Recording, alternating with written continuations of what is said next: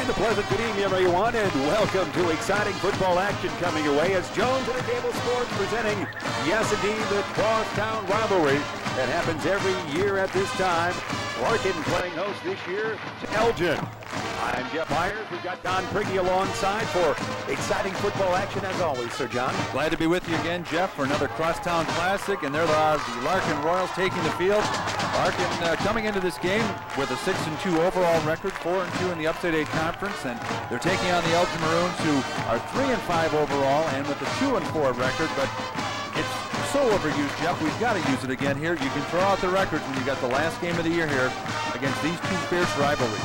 Yes, indeed, that's true. And as you watch our telecast here on Jones Intercable and Channel 4, you know the Larkin particulars as far as postseason play is concerned. Elgin has not won this game since 1992 when the Young Maroons then defeated Larkin 34-20. And since that, John, since 93 to the coming into this game here tonight on this Friday night, October 23rd, it has been Larkin the last 5 years. It sure has, and you know, you go back even further to when this game initially started back in 1962 in a JV game. The Larkin Royals edged Elgin 27-26.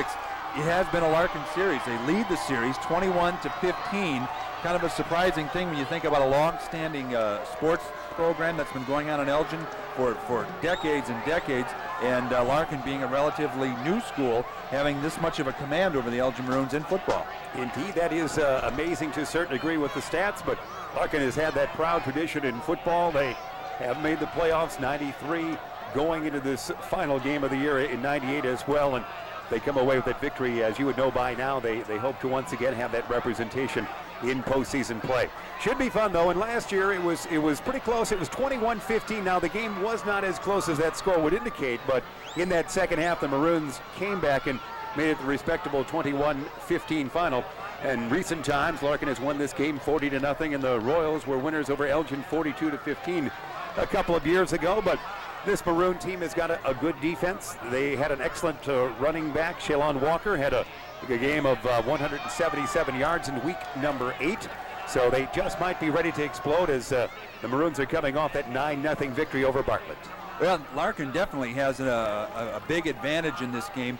They are, for the most part, knowing they're going to be in the playoffs, and as you're listening and watching this game right now, you know that Larkin probably has already received their seed in the playoffs, but they would still like to go into the playoffs with a guarantee of 7-2 as their record. And Elgin, of course, you know, they're just going to be playing for pride, and they would love to be able to put a little worry in the belly of Coach Dale Schabert when it gets to be the big night deciding who is going to play whom and where they're going to be playing.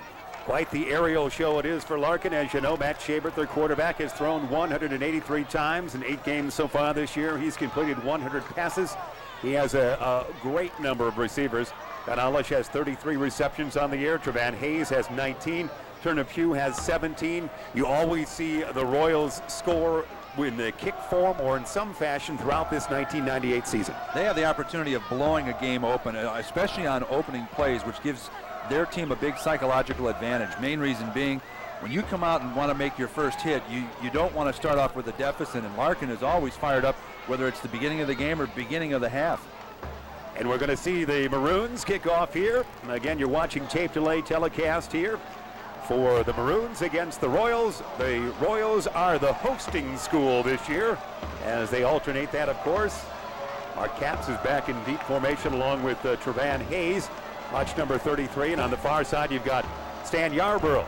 You see the football there being teed up at the 40-yard line, and we're just about ready for the crosstown, the town jug rivalry, if you will, whatever you want to call it. I know John Prigge will spin a story or two about his days at Elgin High School, whatever he would call this game. Well, plus we'll have 2 trivia questions here tonight for everyone at home to try and guess at.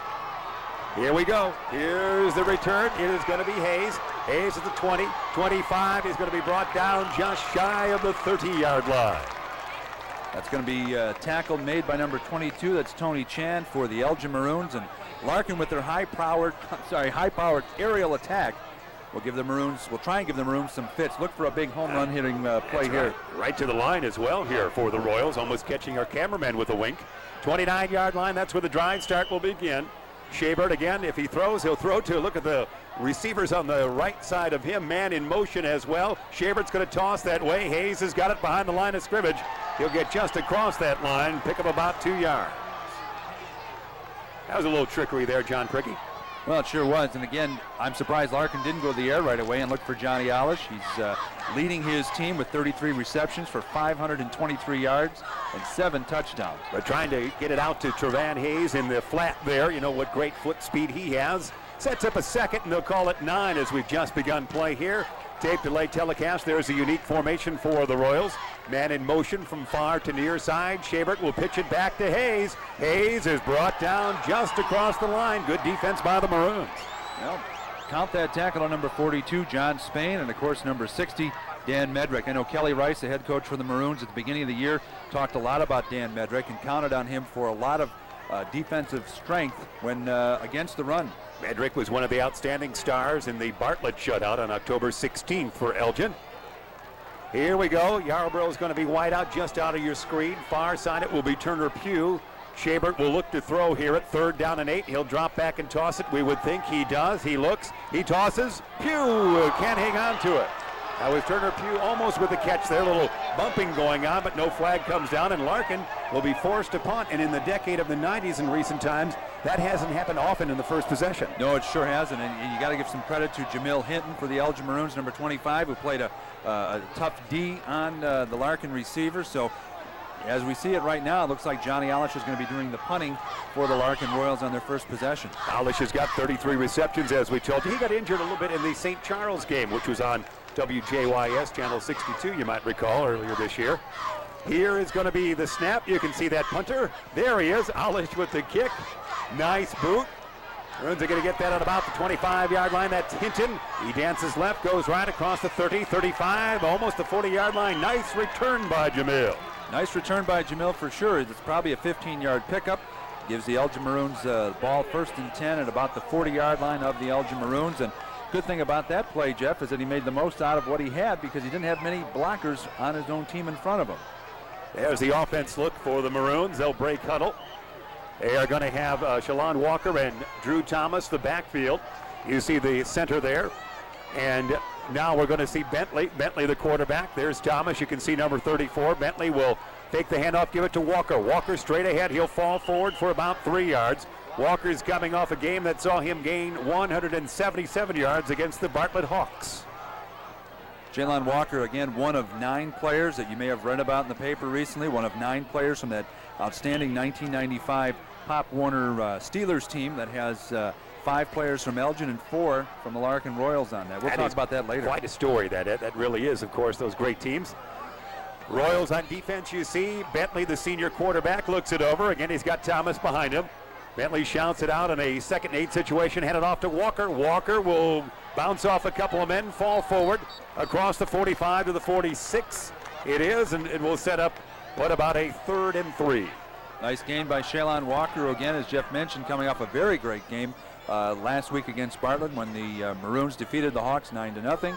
Shalon Walker can cause you a lot of headaches, Jeff, if you're playing on defense. Because of his size, you have to get lower than him to get to his legs, and sometimes that's just not possible in high school football. No, it's not. 3rd and 4 it will be. Bentley's a pretty successful throwing the football this year. About 50% he is for the campaign. Let's see if it's a throwing situation for him. He'll pitch it back to Walker. Walker's going to be brought down at a loss. Big hit, big defensive hit by number 9. That's Jamar Bills, number 99, Mark Williams. They smelled the Shalon Walker pitch and just snuffed it right out. That gives the Maroons now, 4th down and about 4 to go. Gonna boot it away. Joel Arome will. Joel, lots of punts this year. Also is their field goal kicker as well. So both teams punting here. We've just begun play. Tape delay telecast coming away here on Jones Intercable and Channel 4 Memorial Field. Larkin playing host to Elgin. Larkin's got Stan Yarbrough and Trevan Hayes, deep threats in the backfield. Joel the boot. A nice high spiral you can see. It is going to be not touched by any Royal. It will be down by the Maroons. On what is that, about the 35 on the far side. Pretty good kick for Joel. Well, good news, bad news on that situation, Jeff. The good news is they kept it out of Trevan Hayes' hands and Stan Yarbrough's hands. The bad news is wasn't that great of a punt. It gives the Royals some pretty good field position on their own 34. All right, Dr. Laura, we appreciate that. We're taking some calls a little bit later in this telecast as well. Here we go. 1st and 10 it will be for the Royals. Their own 34-yard line. second possession of the night. You see the offensive set right there. Shabert, the quarterback, will hand it off. First man through. It looks to be Trevan Hayes, is it not? We'll check that number. He's going to pick up 2 or 3 yards, not much in a pile there. Good defense early here by Coach Kelly Rice and his Maroon team. That's really been the strength that Kelly Rice all season long has said his defense is a very strong part of their game. With the exception of the St. Charles game, they really have held some great teams in the Upstate 8, some even better than average teams down to some low scoring totals. Yes, they have. Coach Rich Godfrey takes care of the defense for Coach Kelly Rice. Hey, there's some kind of movement already. It's got to be on the offense, that would be, with the stoppage of play. And that should march off 5 yards against the Royals. Procedure penalty it is. It'll set up a 2nd and 12 for Matt Shabert and his offensive troops. Matt Shabert, just a junior, he had a great season last year quarterbacking this team with Vince Weber in the backfield. Weber now, as many people know, is playing at Central Michigan. He was at Northern Illinois field just a few weeks ago. When the string ended at 23 for the Huskies. Right. Of consecutive losses. Here we go. We would think a throwing situation now. Alish is a wide out on the lower end, and he'll get it right here into your screen. Alish has got that. He'll be brought down shy of the first down, but did receive that pass from Shabert to John Alish. 34th reception of the year for Big John. Looked like DeAndre Davis with the stop on Alish. That's just a quick little look there. That's been an effective pass play for the Maroons this year. I'm sorry, for the Royals. That's right. Well, I knew you 1 out of 2. You were close in concept there. Going to set up a 3rd and 3 for Larkin. Their own 41-yard line, 7:05, first quarter remaining here. The Town Jug Cross-City Classic, if you will, whatever terminology you want to place on this game, it means something to you. We know that. There you see the line play there. Shabert, the handoff, going to give it to Hayes. Can Hayes fall forward for 3? Yes, he can, and then some. Hayes in a crowd, and he finally goes down after the first down for Larkin. That first initial break in the line after he was able to get through the line looked like it was going to stop him, but then his perseverance just got him through, and it took 4 or 5 Maroons to get him down. So Hayes the carry on that for Trevan, really a multifaceted offensive player, is he not? And great with the kickoffs, great with the pass reception, the long runs from scrimmage, you name it. He can return that football awfully quick. Just across midfield for Larkin. They're into Elgin territory. There's the defense, now the offense for the Royals. It's Shabert, looks like he wanted to keep it. No, he's going to toss it upfield. Let's see what happens here. The long bomb for the Royals. It is going to be not complete to Alish at about the 5-yard line. Well, he had 2 receivers, Matt Shabert did. He had Stan Yarborough and also Johnny Alish going out. Alish went a little bit deeper, but it was just slightly overthrown, and tight defense played by Elgin. Yeah, it's pretty good. The Maroons, with the first part of this game, are being spunky defensively. First time Larkin had the football, they were forced to punt it away, and that is very atypical for this Larkin team of the last 5 seasons. Some player personnel switches for the Royals as they approach the line just across the 50, as you see. And it's 2nd down and 10. They've got 2 wideouts on both the near and far side. In the shotgun is Shabert. Shabert scrambles. You see him looking, tossing to the sideline. It will not be complete, out of bounds, and not received by a Royal. Stan Yarborough, the intended receiver, looked like a catchable pass right through his hands, and now that does set the Larkin Royals up with a 3rd and 10 on their own 49 again. A very unusual scenario for the Larkin Royals to be struggling offensively so early in the game. But again, Dale Shabert for the last 4 or 5 weeks, Jeff, has said Elgin is a very good team, and they're so strong defensively that it's going to take more than just a few long passes to beat them. Indeed, Yarborough will go wide out on the far side. Tight end is Mike Alish. Near side, his brother is in there as well. And here we go with the running backs, and the shotgun it is for Shabert. Shabert looks into trouble a little bit, scampers, tosses, incomplete.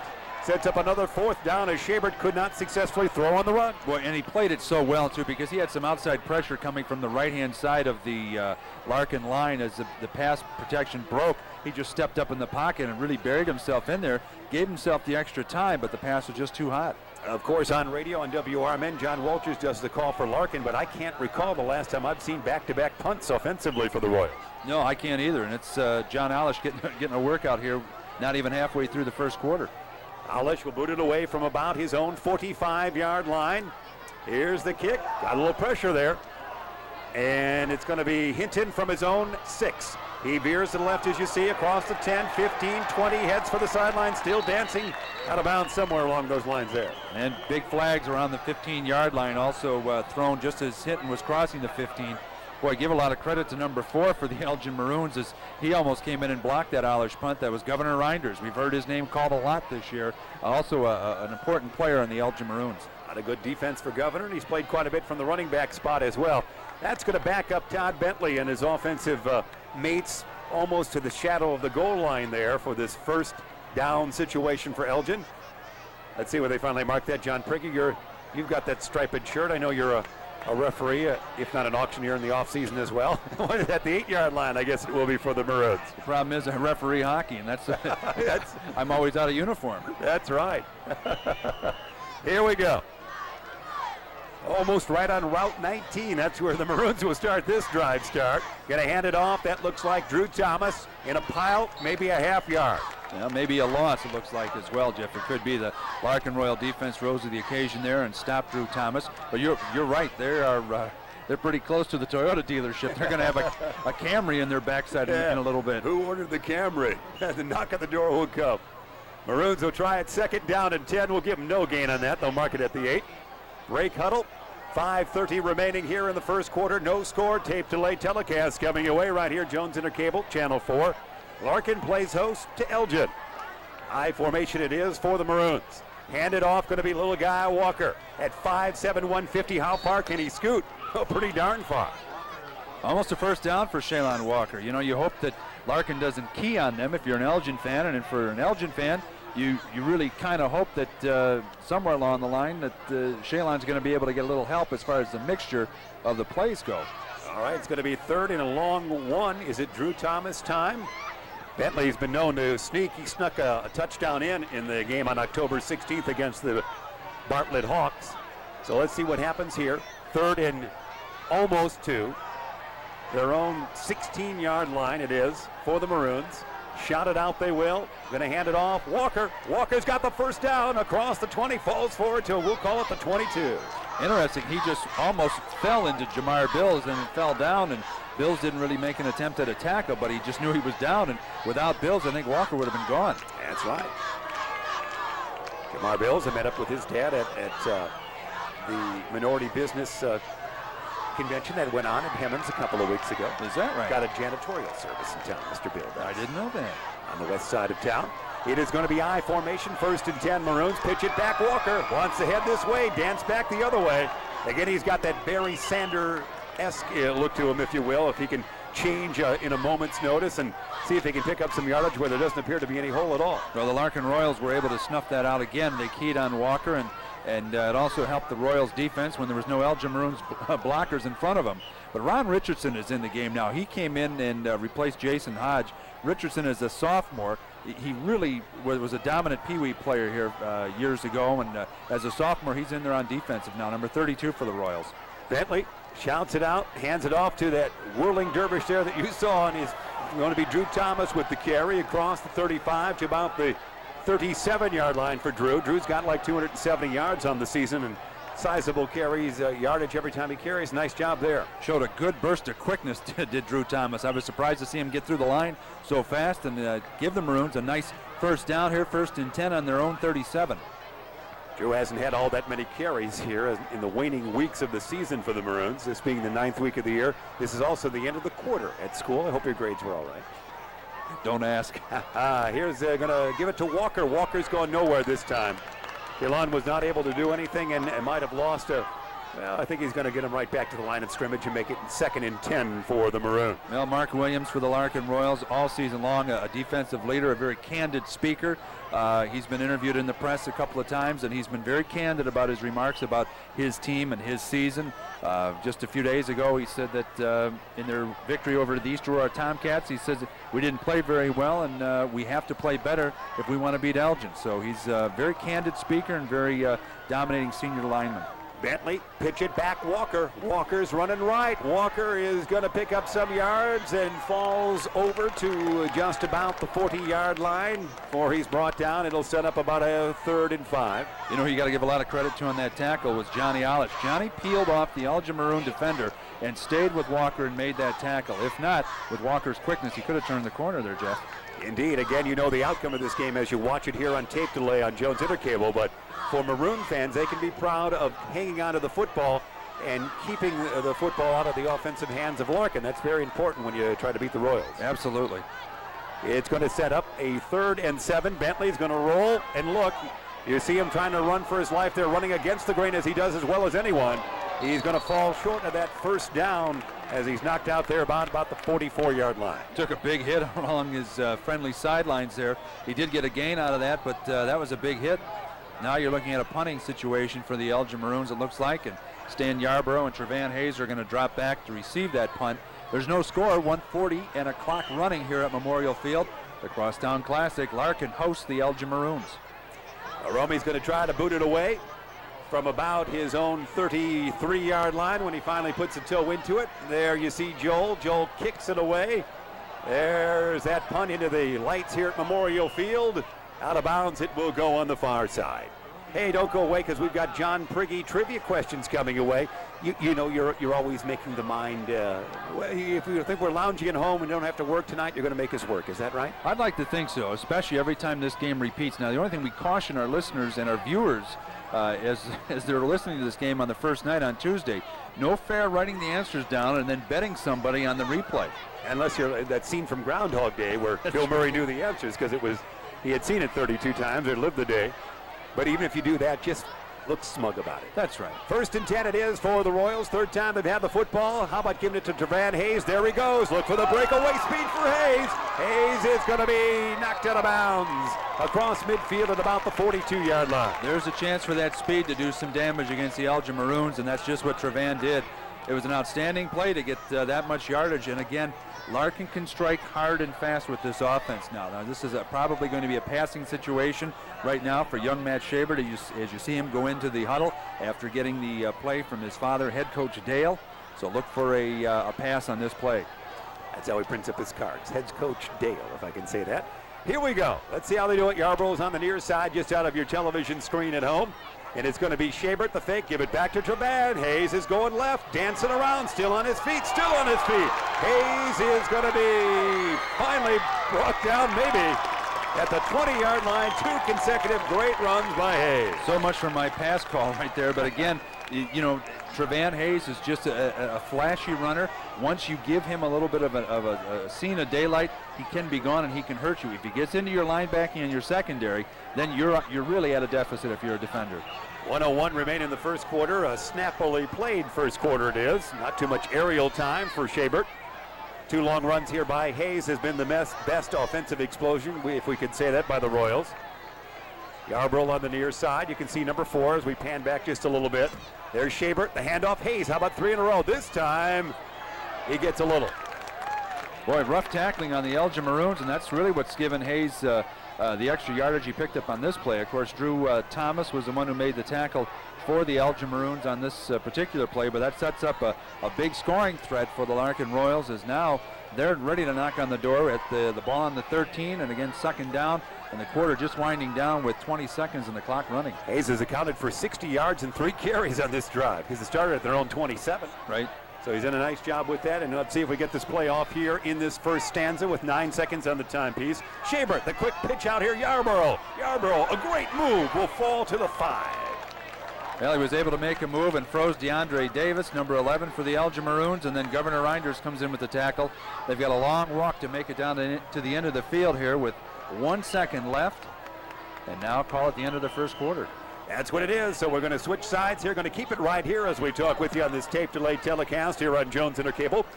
On a Tuesday night, you're enjoying this. Yours truly, Jeff Myers. There's John Prigge. The classic John Prigge trivia question will come your way here in the first half as well. As we switch things, no score, which doesn't happen often for the Royals in a quarter. For the Maroons, they've found some points hard to come by this year, but they have played some good, steady defense. But this drive, consuming 4 plays, starting from the Royals only 27, and now Larkin finds himself awfully close to pay dirt. And also the Larkin Royals are coming off a 35-14 victory over East Aurora, and Elgin's coming off a 9-0 shutout victory over Bartlett. So you see Larkin's scoring prowess and then Elgin's defense prowess in the prior games to this game against East Aurora and also against Bartlett. Yes. Cheerleaders taking a fall there. We look at the Elgin fandom and the bench row, if you will, on the far side as they are the visitors here at Memorial Field. On a beautiful fall night, probably one of the best fall nights for football we've seen in months. Oh, wonderful. On October 16th, it was miserable here at Memorial for the Maroon game when a rainstorm that made George proud we enjoyed here. So now here there's the Royals getting ready to go back out there. They're 7 yards away from a touchdown. They've got 1st and goal from the 7.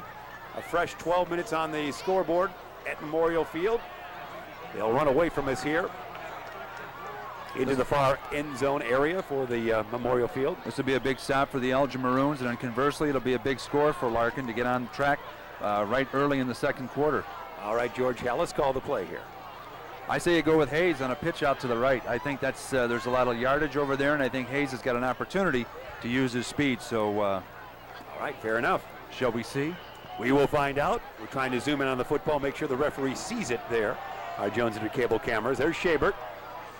He's got the loaded backfield. There's Hayes. Hayes is just running left, not to through pitch out there, but he didn't run left, go very far. And it looks like it was Dan Medrick on the tackle right there.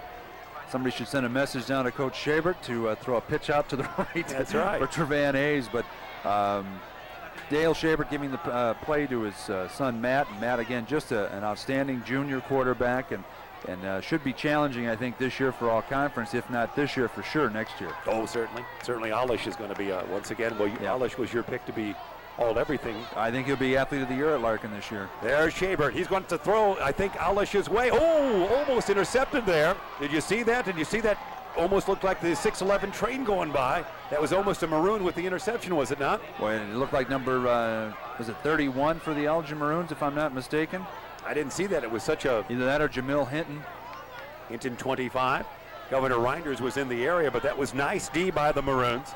And it sets up a 3rd and goal here for Larkin. When you have those quick look passes, Jeff, your defender has to be equally as quick. If he's not, you're going to get burned, but if he is as quick, he's got 95 yards in front of him. Clear pay dirt right ahead of him. It's not like you mowing the yard either. No way. He's going to be scooting across that grass. Timeout by Schabert. He didn't like what he saw there. With 3rd and goal there, just a little bit of confusion for the Royals, and they did the right thing and called a timeout. Hey, we're going to have trivia coming up later this quarter. We're going to have 2 Elgin trivia, one for Larkin, one for Elgin High School in the second quarter and also in the fourth quarter. So play along at home and have yourself a great time. Hey, I want to say congratulations to Larkin's band director, Pat Henning, and I'll tell you why. I like it when a band year after year incorporates a new song. And if you ever get the opportunity to listen to the Larkin band this year for basketball, get out there and listen to their rendition of "The Boys Are Back in Town" by Thin Lizzy. What a great band song to have at a football game, and I'm sure in Larkin's gym this winter, Jeff, that place is really going to be hopping with that song. I think so. A big drum corps and a great band this year. It's ironic he chose a song that you have in your 8-track in the car. That's right, in both of my cars. That's right. I go to 1 or 2 garage sales a year, and I look exclusively for Thin Lizzy 8-tracks. It's quite a collectible right there. You like to collect memories and sell them at the same time. I know that. Selling a lifetime. I'm getting my scrapbooks out for you, young man. Here we go. Let's get this 3rd and goal going. 11:21, second quarter remaining. Look at Drew Thomas. He's got thighs wrapped there. He's ready. Trying to run by me, fellas. That's number 34 in the middle of that Maroon defense. That's what you like about football. Okay. That and the timeout that takes 3 minutes. I prefer the hot dogs. That's right. All right, here we go. 3rd and goal. Big stop for the Elgin Maroons. And again, almost, Jeff, you hate to say it, but it's almost a must score for the Larkin Royals because Elgin's defense has really throttled them in the early going, with the exception of the 3 consecutive big runs by Trevan Hayes. Tightly lined up they are. John Alish in the receiving position along with Yarbo, but they're not all that removed from the line. Looks like it's going to be a quick snap by Schabert if they get settled. Schabert over line, looks. He's going to snap it out. He's going to be throwing, rolling and throwing. Looking, dancing away, tossing. Oh, knocked down by the Maroons. Big D by the Elgin Maroons. they got Shabert hustling and running and scrambling, and that was with that, was it not? If it was 85, I didn't see it, Jeff. Or number 9, Min Kim, defensive leaders, 85. Mike DiPiazza with a great defense, who also plays on offense. Nice job by Elgin, who so far have been able to shut down the fabled Royal offense here tonight. This was and is going to be a big stop for the Elgin Maroons, whether Larkin scores on this or not, because it really kind of puts Trevan Hayes' big runs to get him that great field position, kind of puts that in a minimal category.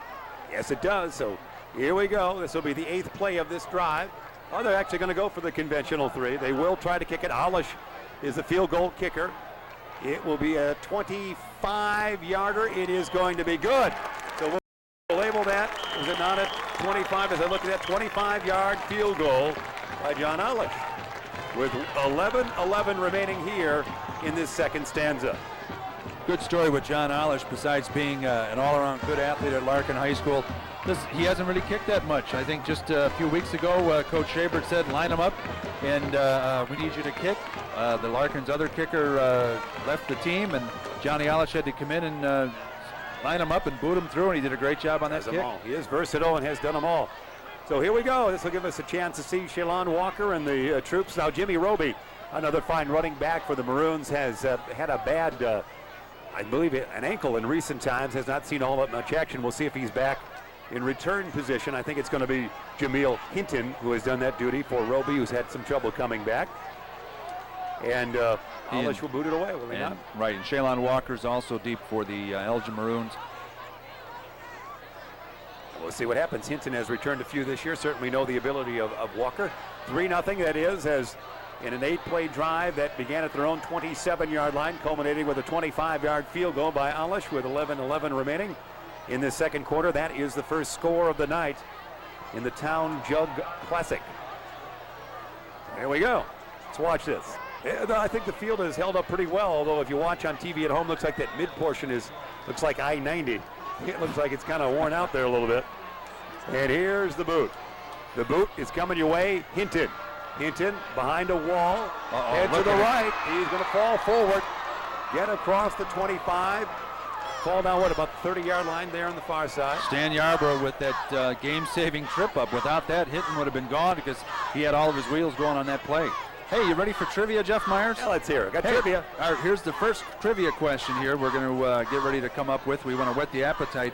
Which Elgin Maroon led his team with 10 interceptions and later played at Notre Dame? Multiple choice. Was it Jay Kilgore, Charles Stafford, or Sal Dolly? We'll have an answer in just a minute for you. I got to think about that one for a couple of minutes. I know which one you're leaning towards. Yeah. We'll run it again for everybody here in case you didn't get a chance to write it down. Sal Dolly. 1st and 10. Going to hand it off somewhere in there. You call it. There's the pile. Is there a football in there? And that's Roby. We talked about Roby. That's Jimmy right there, number 20 for the Maroons. That's his first appearance of the night. Looks somewhat like a busted play there, Jeff, and Larkin was ready to stand up defensively on that. And they're going to reset it again. It looks like no gain. It's going to be, well, they lost one. 2nd and 11 on their own 34. All right, so that's what it will be. Let's see if Todd Bentley will put it in the air here. And they can come up with some offensive thrust for the Maroons. If they can do that, Nero Savone is on the wide out on the near side. If they do throw, probably throw this way. Bentley shouts it out, looks left, looks right as you see, going to hand it off. First man through is that Walker in a crowd. Can he get across the line? Yes, still spinning, still spinning. He's going to get that first down, finally brought down at about the 45-yard line. And check that quarterback line up there, Jeff. That's not Todd Bentley. Is that Robert Larkin there? No, it's Robert Powell, number 23. Wow. I have not seen him this year. Have you? Neither have I. Usually what's happened is that the Elgin Maroons have gone from Bentley to Bob Lake, and they alternated against the Bartlett Hawks, I believe, last week as well. So big run by Shalon Walker, but the handoff was orchestrated by Robert Powell, a 6'1", 175-pound junior. All right, so the look of the future for the Maroons here in this 9th week of the 98 season. Let's see if Powell can throw a little bit, wearing that number 23, not the conventional quarterback number. Shouts it out. He is going to hand it off. Shalon Walker straight ahead into a crowd, picks up about 4. Let's go ahead and run that trivia one more time if we can. Here's our first of 2 questions here. Which Elgin Maroon led his team with 10 interceptions and later played at Notre Dame? Is it Jay Kilgore, Charles Stafford, or Sal Dolly? Are you ready for the answer? Go ahead. Can you dig it? It's B, Charles Stafford. Oh, man. Outstanding player from the class of 91 at Elgin High, went on to Notre Dame and had a great career at Notre Dame on a scholarship there. Charles Stafford led Dick Stevens' Maroon team to a 7-2 record that year. 2nd and 5 it is for the Maroons. Robert Powell is the quarterback, shouts it out, trying to get the line to come off. Oh, quick handoff, it goes to Roby. Roby falls forward for a little, but not much. Roby was met at the line, as you saw. Getting a good look, our Jones and our cable cameras at the line play. It's almost like we're playing in there, isn't it? That's right, we feel so close. Vikings Broger with the tackle, number 24 for the Larkin Royals. You were going to guess number C, weren't you? Say, yeah. That was a trick answer. I don't know if you knew that. It's Salvador Dali. Yeah, well, okay. I didn't realize it was wrong until you told me it was B. I feel foolish now. Well, and rightfully so. Yes. 3rd and 4 it will be for the Maroons. Let's see how they play it. They're going to the shotgun here. Shouting out, shotgun. It's Bentley back in there. That's Bentley, the first-string quarterback. Upfield, he's going to toss to Hinton. Overthrows him. Hinton was open in kind of a window if he could loop it in there, but he couldn't get it to Jamil. No, and Trevan Hayes was right there on the coverage if he had gotten it to him as well. So now it looks like Elgin's going to be forced to punt. It's 8:20 left in the second quarter. The Larkin Royals, the home team on this particular game, leading 3-0. Maroons have held on to the football pretty well here tonight. Again, the first 2 times the Royals had it, they had to boot it away. Finally did get a field goal in their 3rd possession that went 25 yards by John Alish. And now Joel Aromi will boot it away for what would be the 3rd time, I guess it would be tonight. I believe so. He'll boot it away from about his own 40-yard line. There's the snap, the boot. Pretty darn good it is. Near side, it's going to be touched by no Royal. Yarbrough backs away. Going to be down by Drew Thomas and Mike DiPiazza for the Maroons at about the 10-yard line. So the Larkin Royals will get a chance to fire up their offense again, and hopefully with the arm of Matt Schabert and the running prowess again of Trevan Hayes, be able to make another march downfield. It's still 3-0 here. 8 minutes and 12 seconds left to go in the second quarter. It is the Crosstown Classic, the game for the town jug. Larkin leads this series 21-15 since 1962, if you count that very first JV contest during Larkin's first year of existence back in 1962. All right, and I know you do for the stats, do you not? All right, there's going to be Drew Thomas with a great carry to about the 25-yard line. Nice carry, maybe a little bit more deeper than that. Trevan Hayes with the carry. Happy birthday goes out to Kathy Cahoon. We're becoming social butterflies here. Happy birthday, Kathy. Now, is it her birthday on the tape delay night, or is it on the night of the game? All right, our research staff is working on that. Happy belated birthday or happy birthday on the nose, Kathy. Back to the game. Hand it off, we will. But the Royals with that football there. Might have said the Maroons with the last possession, but it is the Royals marching that football up. Trevan Hayes with the carry. I got a feeling he's going to be well over 100 yards tonight, Jeff. I think he will. I think I gave that last carry to Drew Thomas when he was simply making the tackle. And I corrected you, no problem. We were busy getting these social notes. Very important social notes. If you're in the area, drop your birthday notes to John Priggy. Here we go. Anybody here from Peoria we can say hello to? Second, Nate. Pete and Nate are here. Pete and Sam and Nate and what have you. Second, Nate, it is 7:25, second quarter remaining. There's movement by, I'm going to say, the Royals there. Might have been even Trevan Hayes approaching the line of scrimmage. Well, look at the Elgin Maroons now saying there was a fumble. They're calling for possession of that ball. Well, is it going to have his hand? And that's just what's going to happen, Jeff Myers. Enough flags came up. It looked like skeet shooting at the Moose Club. I mean, it was really for that after the game. Well, right on Route 25, they have the Moose Club rifle, the Moose Rifle Club out there. Yeah. But there were a lot of flags up in the air now. Big fumble apparently, and the Elgin Maroons now will take over on nice field position for Elgin around their 26-yard line. Sounds good to me. If you're Maroon fans, again, we enjoy both schools, get a chance to be involved with both high school football programs, so it's always exciting either way. 27-yard line it will be. It was a penalty against the Royals, obviously. The Maroons say, no, we want that football.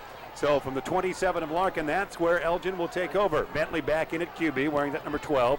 Handed off. There's the Drew Thomas carry I was telling you about. He falls forward for about 5. Good pickup for Drew Thomas there. Gives him an opportunity to kind of take the heat off of Shaylon Walker as another play is being brought in from the Elgin Maroon sideline and head coach Kelly Rice. 2nd and 6, we're going to call it.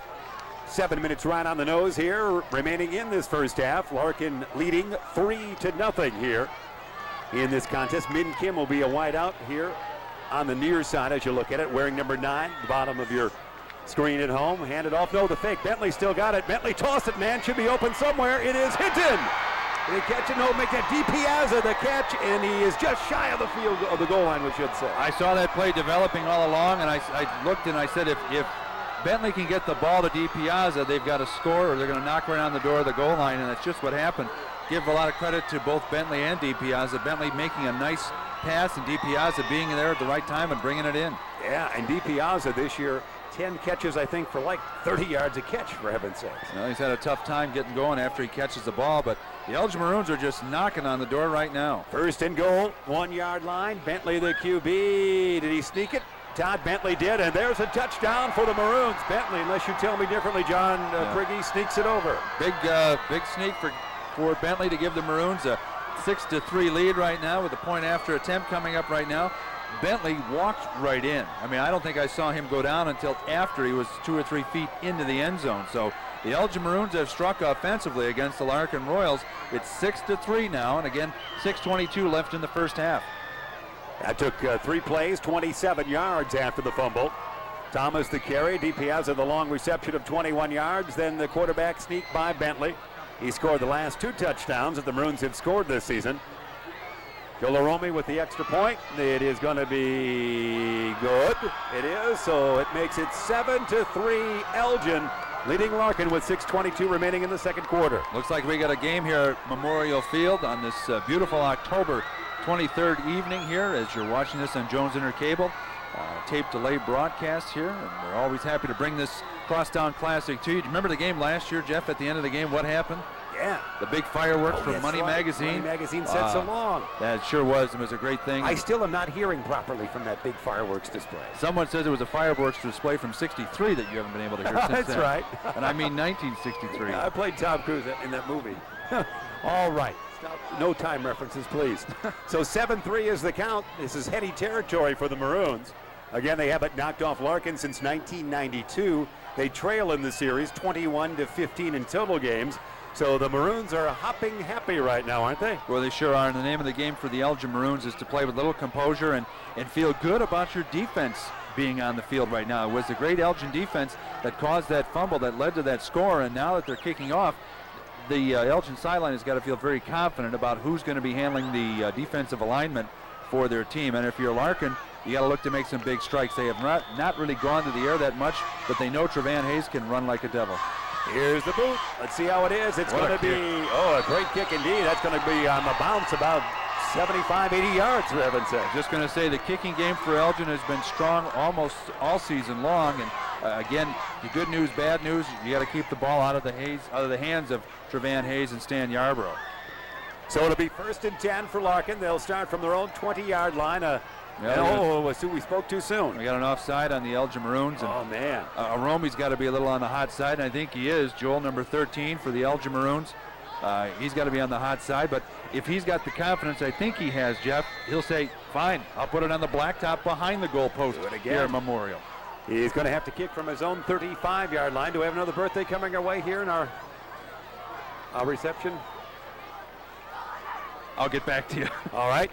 You decide for that. Arome's going to boot it away again. Again, one of his teammates offside on that kick. And here is going to be the boot coming our way by Joel. Joel, the senior, of course, also does some pass receiving for Coach Kelly Rice and the Maroons. He's had a very productive season this year for Elgin.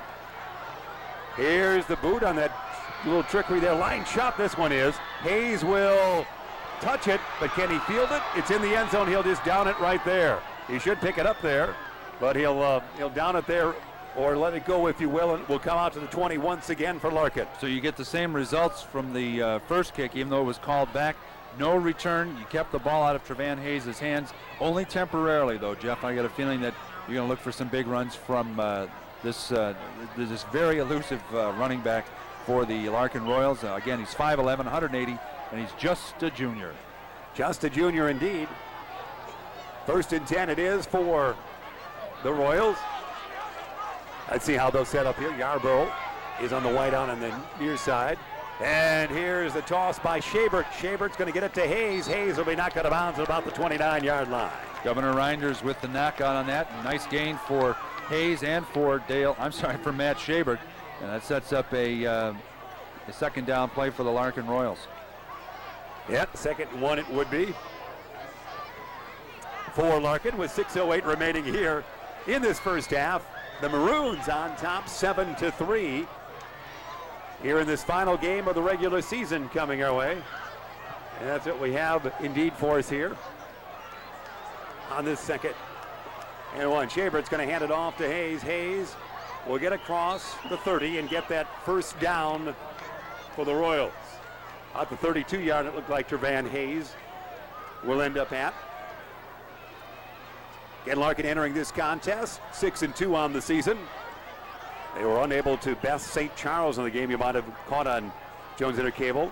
That was done by WJYS a few weeks back, and a 28-10 final that was for Larkin losing in that tilt. Here we go. Sets up a 1st and 10, 32-yard line. And here's Shabert. Shabert with the pro set, drops back, looks left, tosses. It's going to be caught by Turner Pugh. Pugh across midfield to about the 45.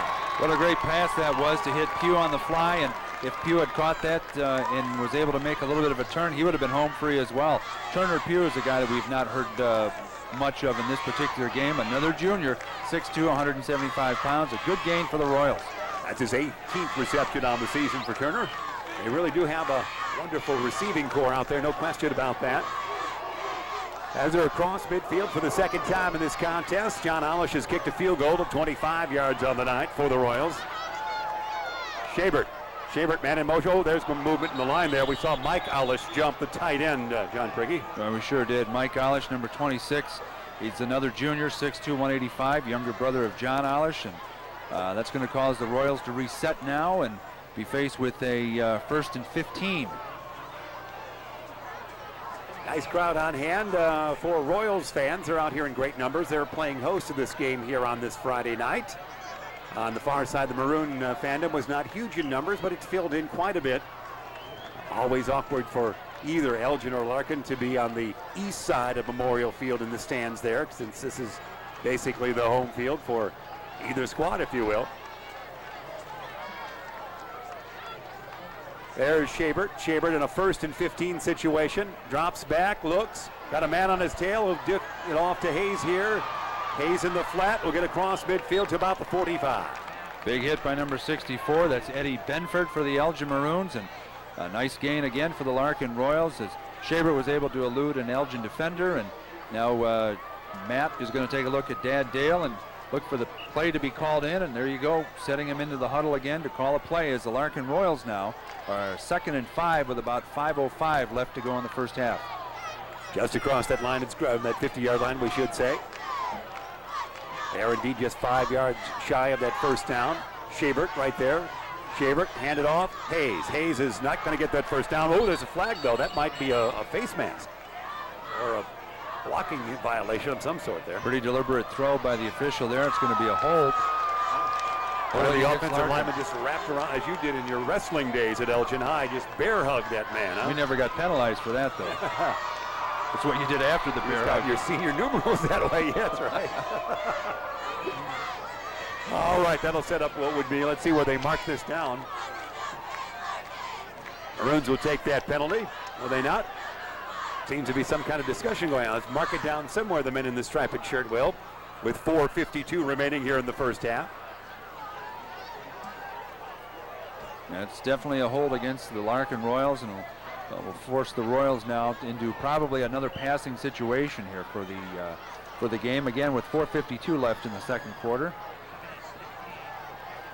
Here we go. Shabert will bring him up. Shabert shouts it out, drops back. He's going to throw, as you can see, to his left, toss it upfield. It is going to be a reception.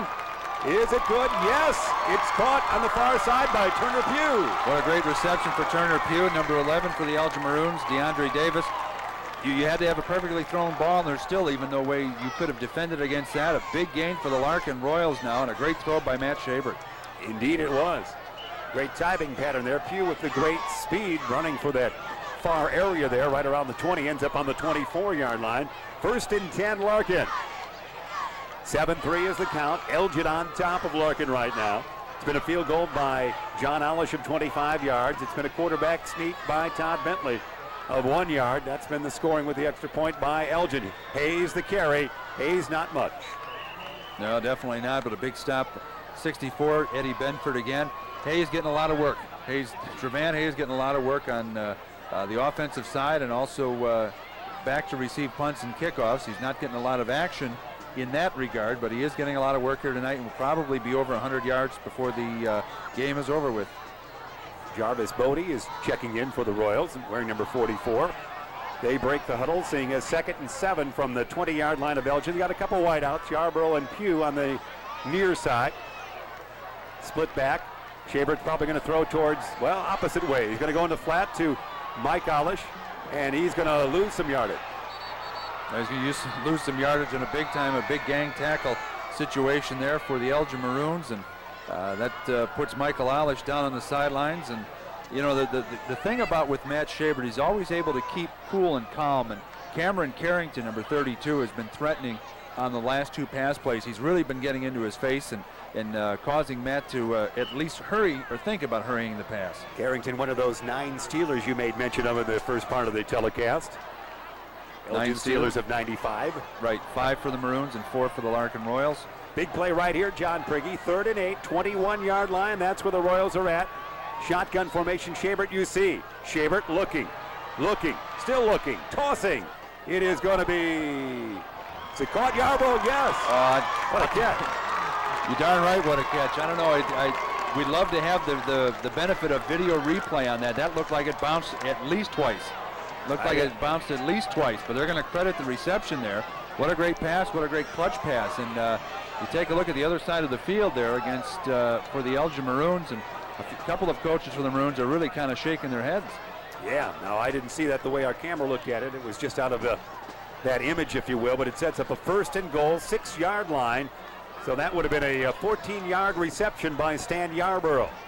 2:35 remaining here in the first half. A 3-back offense for, there's a fumble. No, Shabert's got it. I thought he dropped it. Shabert scrambling for his life, and he's going to be brought down, but he got rid of it before he, let's see if it's intentional grounding, or did he get away with that? Well, the Elgin coaches are screaming for intentional grounding as number 32, Carrington, again, 3rd time was a charm. He was able to really get a hold of Shabert and get him down, but looks like 4 coaches are just constantly just really going into a fit on that sideline, calling for an intentional grounding. They say Shabert got rid of it, so it's a 2nd and goal, 6-yard line.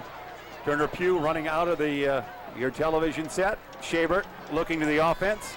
And again, the Elgin Maroons are going to call timeout, and I think probably half of that reason is for the coaches to let the officials have a word or two about that last call. I know if you were here, it was a wonderful halftime show you enjoyed. They're preparing that now, but here on our telecast, I'll be able to bring that along to you. But the performances have been sensational for both Larkin and Elgin throughout this entire 1998 football season. Always exciting. For Elgin crowds, they've seen Miss Tucson and her twirling baton on fire from both ends. That's very correct, and a great job. And always look forward to doing a Larkin game, if not television-wise, but also on the radio. We get to see some great entertainment and a great band. That Larkin always seems to have a very strong marching band and very spirited, even during the basketball games. And the Palm Squad, a great job by everybody involved with that. And it's Parents' Night here for the Larkin Royals, too. I believe the parents will have put on some kind of attire and they're dancing at halftime. Did you tell everybody that? I didn't know that, but yeah, I'll certainly riveted to the 50-yard line. Honey, grab your tutu. We're going out on the field. I think it's tradition. 2nd and 6 it will be, if not tonight, sometime it must have been. 2nd and goal, we should say. Long time out for the Royals. They trail 7-3 with 2:21 remaining here in this first half. And you're looking right inside the huddle of Larkin. What would you call it? You coaches at home, what would be your play right now? Would Shabert throw to his left, throw to his right? Would he give it to Hayes? Would he toss it in the flat to Hayes? What would it be? You go for a keeper. All right, find out. Suddenly your soccer knowledge coming out. If he throws, he's got a couple of wideouts on the far left side. Football's lined up on the near side, as you can see. So a lot of room to the left, it would appear, for Shabert to throw. Shabert counts it out, looks, drops back. Is he lobbing that way? Yes, he is, to the left. It is a timing pass, falling down, no penalty. Not brought down by John Alish into the corner, that timing pattern. Nice defense by the Maroons. And without a doubt, Elgin's defense has been a key in this game in keeping Larkin only to 3 points. And again, with the great running of Trevan Hayes, I don't know if the pass was just, those timing pattern passes are so tough to throw, and then to have a good hookup with Johnny Alish. It's tough. Timing is the name of the game, although those two guys have really made a lot of connections this year, Alish and Shabert. They have mastered that. They were like Stabler and Blitnikoff used to be. Remember that combination? That was Tim Minson with good defense for the Maroons that time, number 24 on the far side. Will they do it again on the timing pass? For the 3rd and 6. Got the same option. No, pitch it back. Hayes. Hayes is he going to go in there? Is he stopped? He's right on the edge. Is it or is it not? Oh, that's close. Too close to call from here. Governor Reinders just stacked him up and stood him up, and I don't think he let him cross the line here. No, they're not going to call it. It will be a 4th and less than a yard for the Royals. That was a great defensive stop by the Maroons. Now Larkin's going to go for that touchdown here on 4th down. Hayes could not extend the body to get in there, cross the plane, if you will, and now sets up a 4th, and we'll call it 1. Must be somewhere around there for Larkin. 1:39 remain in the first half. Are they going to try to just move it in with a sneak? Yes, Shabert the sneak. Did he make it? I don't see. Yes, he is. They say touchdown, Larkin. With 1:30 remaining here in the first half, Matt Shabert, the quarterback sneak.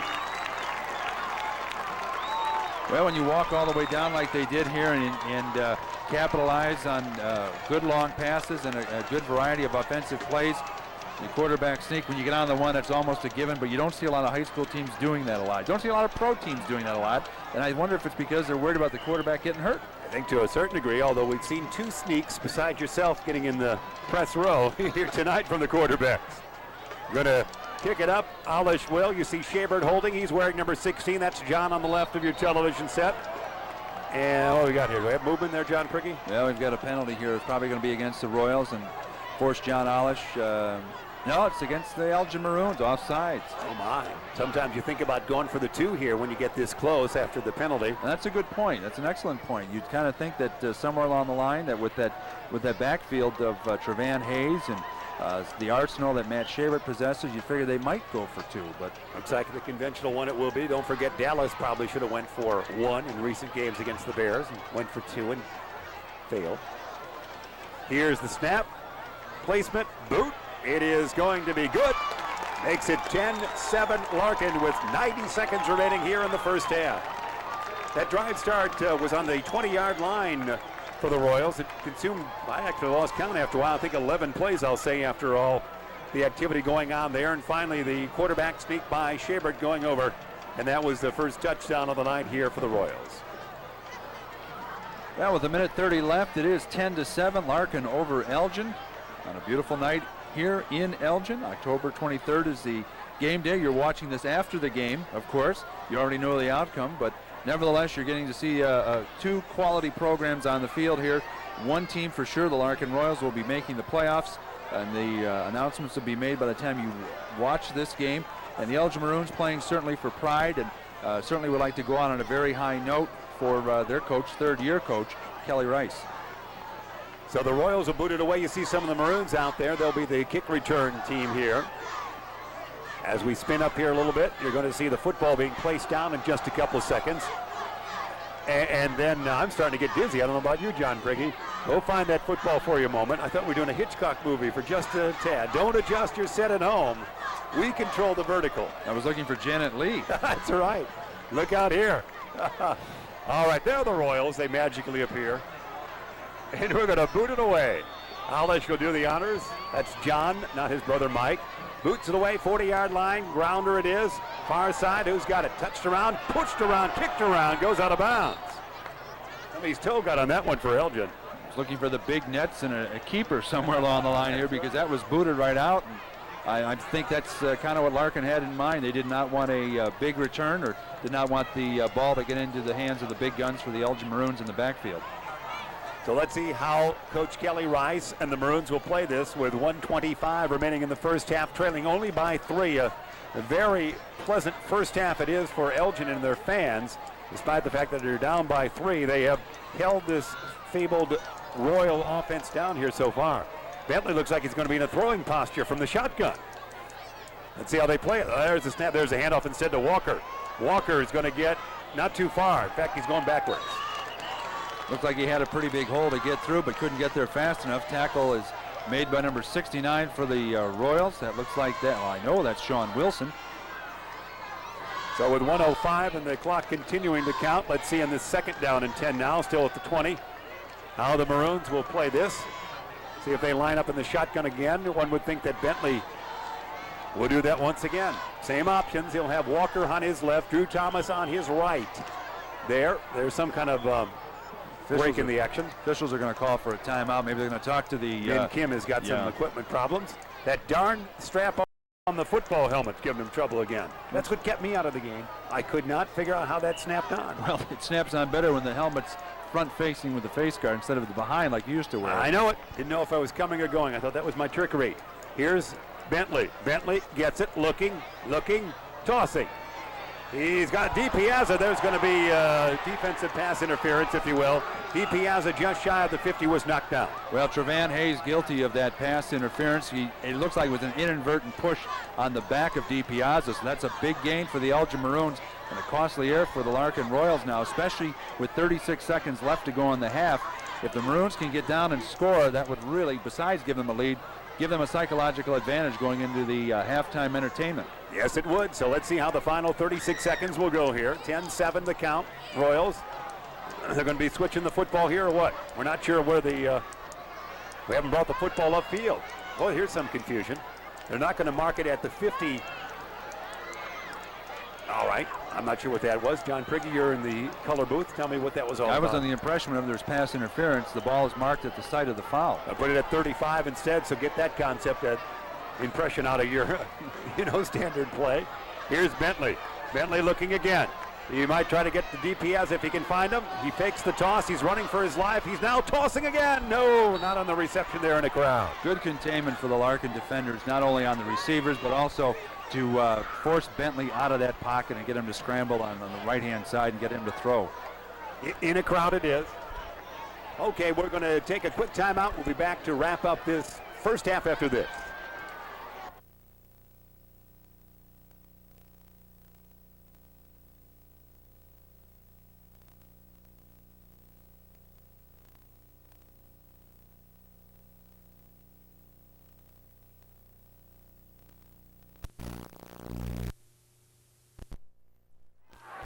Bentley has got the football. There's the toss again to Walker. It's knocked around and Hayes misses the interception. He almost got that football, John Brady. Boy, he sure did. What an acrobatic play. It was a tip up, and then as he was going down, he was waiting for the ball. I bet he wishes the ball was about 1.5 pounds heavier. It would have fallen right into his arms before he hit the ground. But Trevan Hayes kind of making do and making up for the earlier pass interference call with a nice tip and a deflection. 19 seconds remain here in the first half. 10-7 Larkin leads. Third down and 10 it is now from the 35. There's going to be a timeout being taken, I believe, by the Maroons here. Well, 19 seconds left to go. An exciting game here at Memorial Field on a beautiful, crisp autumn night, October 23rd here. The field, surprisingly, from this vantage point at least, Jeff, in pretty good condition. The grounds crew here at Memorial Field has been faced with an unbelievable task, and I bet they cannot wait for the end of the season. They had the monsoon of October 17th that caused the Streamwood-Wabansie Valley game to be moved, but caused my basement to flood too. Oh, that was, I would think that you like that because you always get that bar of soap and play down in the basement for the first time, but that was a major rain, the most we've had in a couple years when we had that major flooding. I guess it was in Aurora specifically. And it was a constant soaking there too. Oh, I mean, you couldn't get away from it. You just could not get away from it. Just driving around, you'd find some roads were actually being blocked. Let's see how the Maroons play it.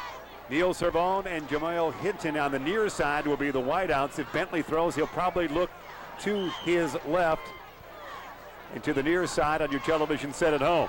Bentley, 3rd and 10, own 35-yard line. He's going to hand it off to Walker. Walker wants to get to the right side. Walker across the 40, 45. Walker out of bounds. I think he's got that first down. Boy, he sure did, and he's almost in the stands on the other side of the field as well. And he was able to get out of bounds with 11 seconds left, giving the Maroons not only a first down, but a stopping in the clock.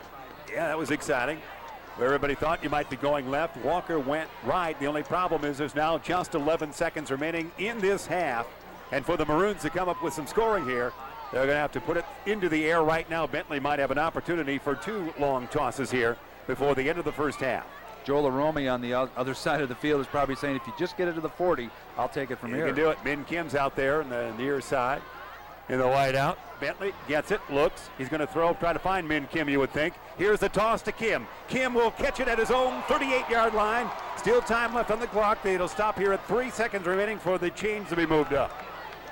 Big catch for Min Kim, and he heard some footsteps coming behind him. Don't let anybody tell you different. He heard some footsteps, and he had to jump to catch it. So a big concentration play for Min Kim, and gets the Maroons into Larkin territory as the Elgin Maroons now call a timeout with 3 seconds left and the ball marked on Larkin's 39-yard line. We're delighted to be aboard here. Jones Intercable with you, Channel 4 in Elgin and South Elgin. Tape delay telecast on this Tuesday night as you watch. Elgin against Larkin played on Friday night, October 23rd.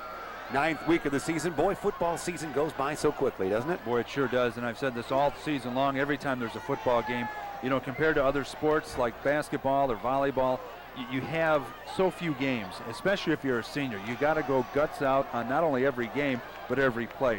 And in this game especially, everybody's going, I'm sure, guts out on every play. They're going to try a field goal. They are going to try what would be a 55-yard field goal. Train your cameras at home. This is going to be a 55-yard field goal attempt by Joel Arome.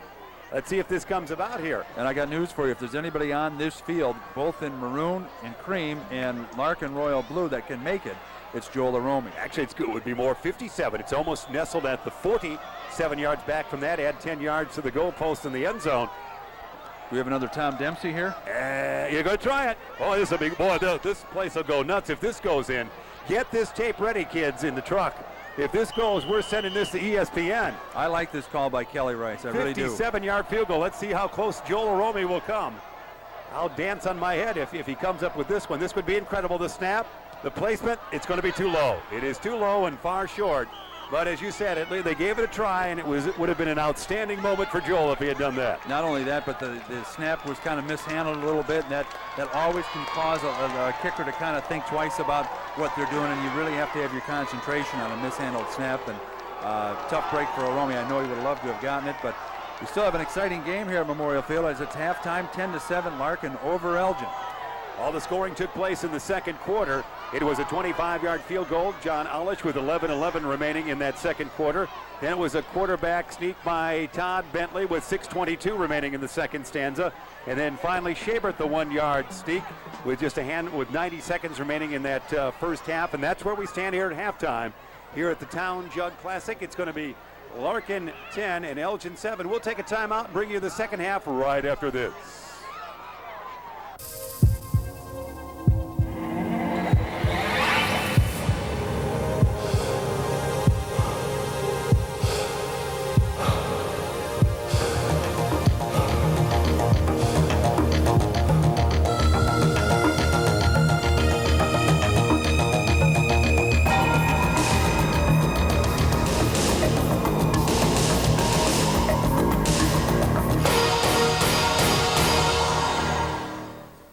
At the heart of every community are the people who get involved and make good things happen. People like your neighbors at Jones Intercable. Hi, I'm Jewel Howlett. I'd like to thank Jones Intercable for their support and their partnering in the fingerprinting program. It was a great success and looking forward to seeing all of you on the east side in the fall. Thanks, Jones Intercable. Jones Intercable. It's a smart choice.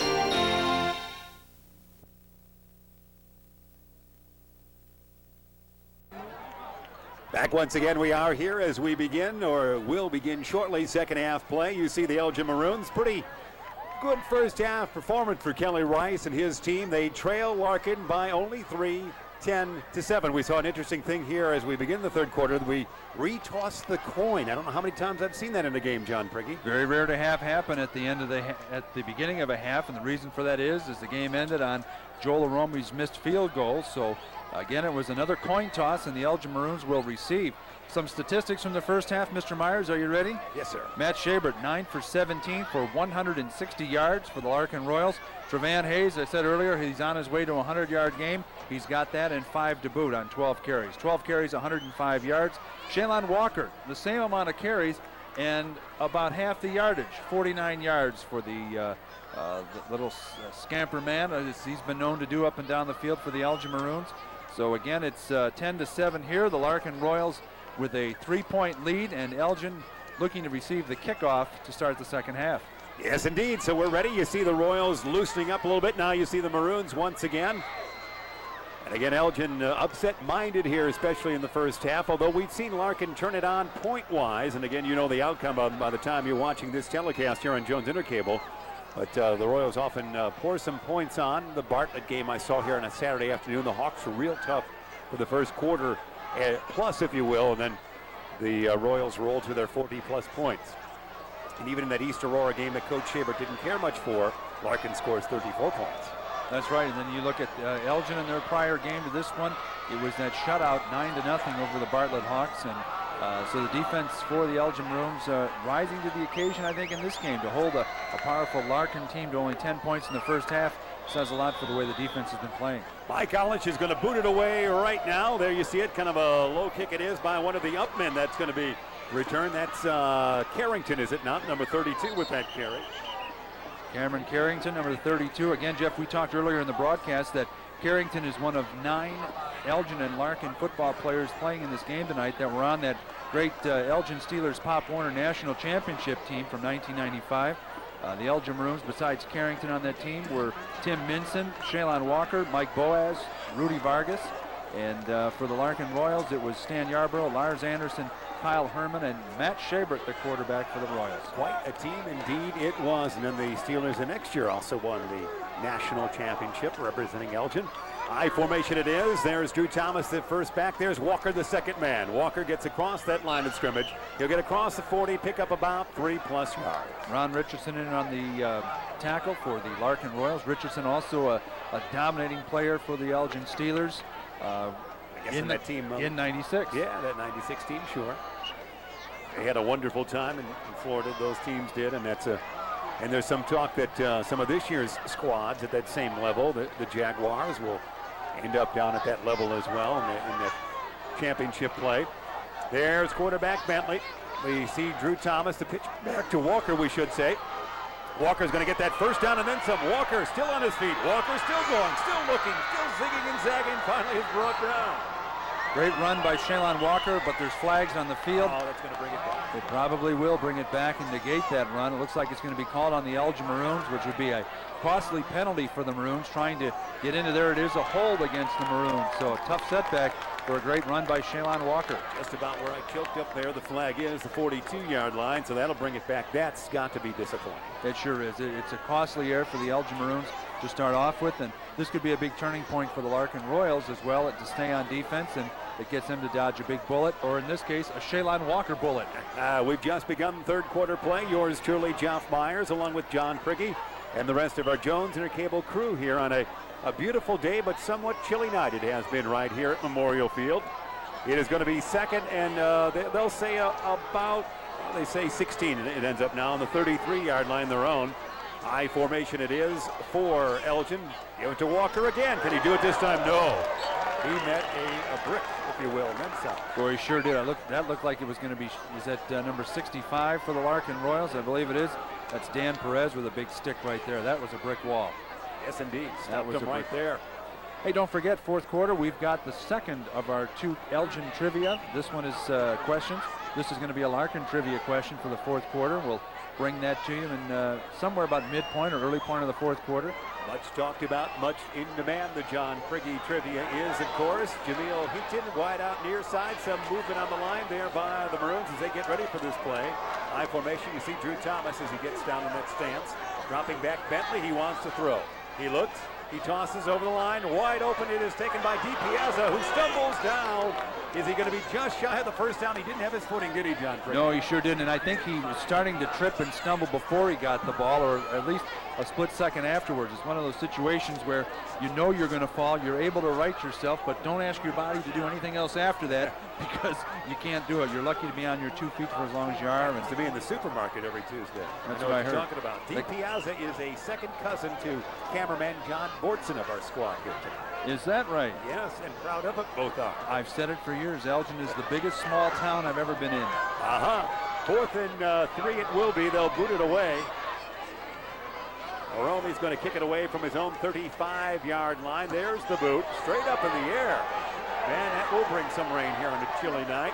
There's the bounce. It's going to be down by the Maroons, probably about the 36-yard line of Larkin. Well, that was a tower building kick. I'll tell you that, because that thing went straight up and had very little distance, but again, gave the Maroons an equal amount of time to cover and decided against not touching it to the Larkin Royals. The hold certainly did change that whole flow for Elgin. They had a long run by Walker wiped out, so they have to boot it away. That could be a big turning point for them offensively in the second half. Schabert with the football. Larkin's been the last team to score. There's Hayes. Hayes has got that same speed mode as well. Look out. Can he be stopped? Finally? No. Yes. Oh, he just spun around, brought down to about the 33. He seemed to have frozen a lot of Elgin defenders on that play. And speaking of Elgin defenders, looks like Jamil Hinton, who was faked out earlier but recuperated and make that tackle, was a little slow in getting up, but he's back to normal now. Big gain for the Larkin Royals. On a 30-yarder, that gives him about 135 for the game. Van Hayes has. First and 10, Larkin. 8:40 remain here in the third quarter. The Royals lead 10-7. Going to hand it off to Hayes. Once again, he stumbles. Picks up about a yard. Van Hayes with the stumble, but able to at least hold on to the ball, which is going to be a very important part of the Larkin game now, especially on this drive, because it was around here. I think they lost the ball initially and set up Elgin's score. That's right. They turned it over on the 27, and that allowed the Maroons in 3 plays to come up with their only touchdown on this night. Tom Bentley snuck that over at the 6:22 marker of the second quarter. Second and 9 it will be for Larkin. Yarbrough wide out near side, far side. It's John Alish. Hayes in the backfield. Going to hand it off to Hayes. Hayes will pick up a few yards, keeps going, gets across the 30 to the 27. Very important ground game situation for the Larkin Royals. I think they would like to eat up a little more time on this clock, still make a few first downs, and then go into the fourth quarter and come in with a lead. It's better to start off the fourth with a lead than it is the third. The first and third have been snappily played quarters, already 7:35. That's all that remains in this third. Schabert gets the play from the bench, Coach Schabert. He gets it from 3rd and 5. It will be 28-yard line. The Royals coming up to that line of scrimmage. Great offensive machine the Royals have been in recent years, and this year's team is really no different. Gonna pitch it back to Hayes. Hayes, can he go around the corner? No, sir. Good defense by the Maroons. Drew Thomas with the tackle and Jamil Hinton with the follow-up if Thomas needed it, but Thomas contained very well on the left-hand side to set up a different situation now for the Larkin Royals. It's 4th and 5 with just about 7 minutes left in the third quarter.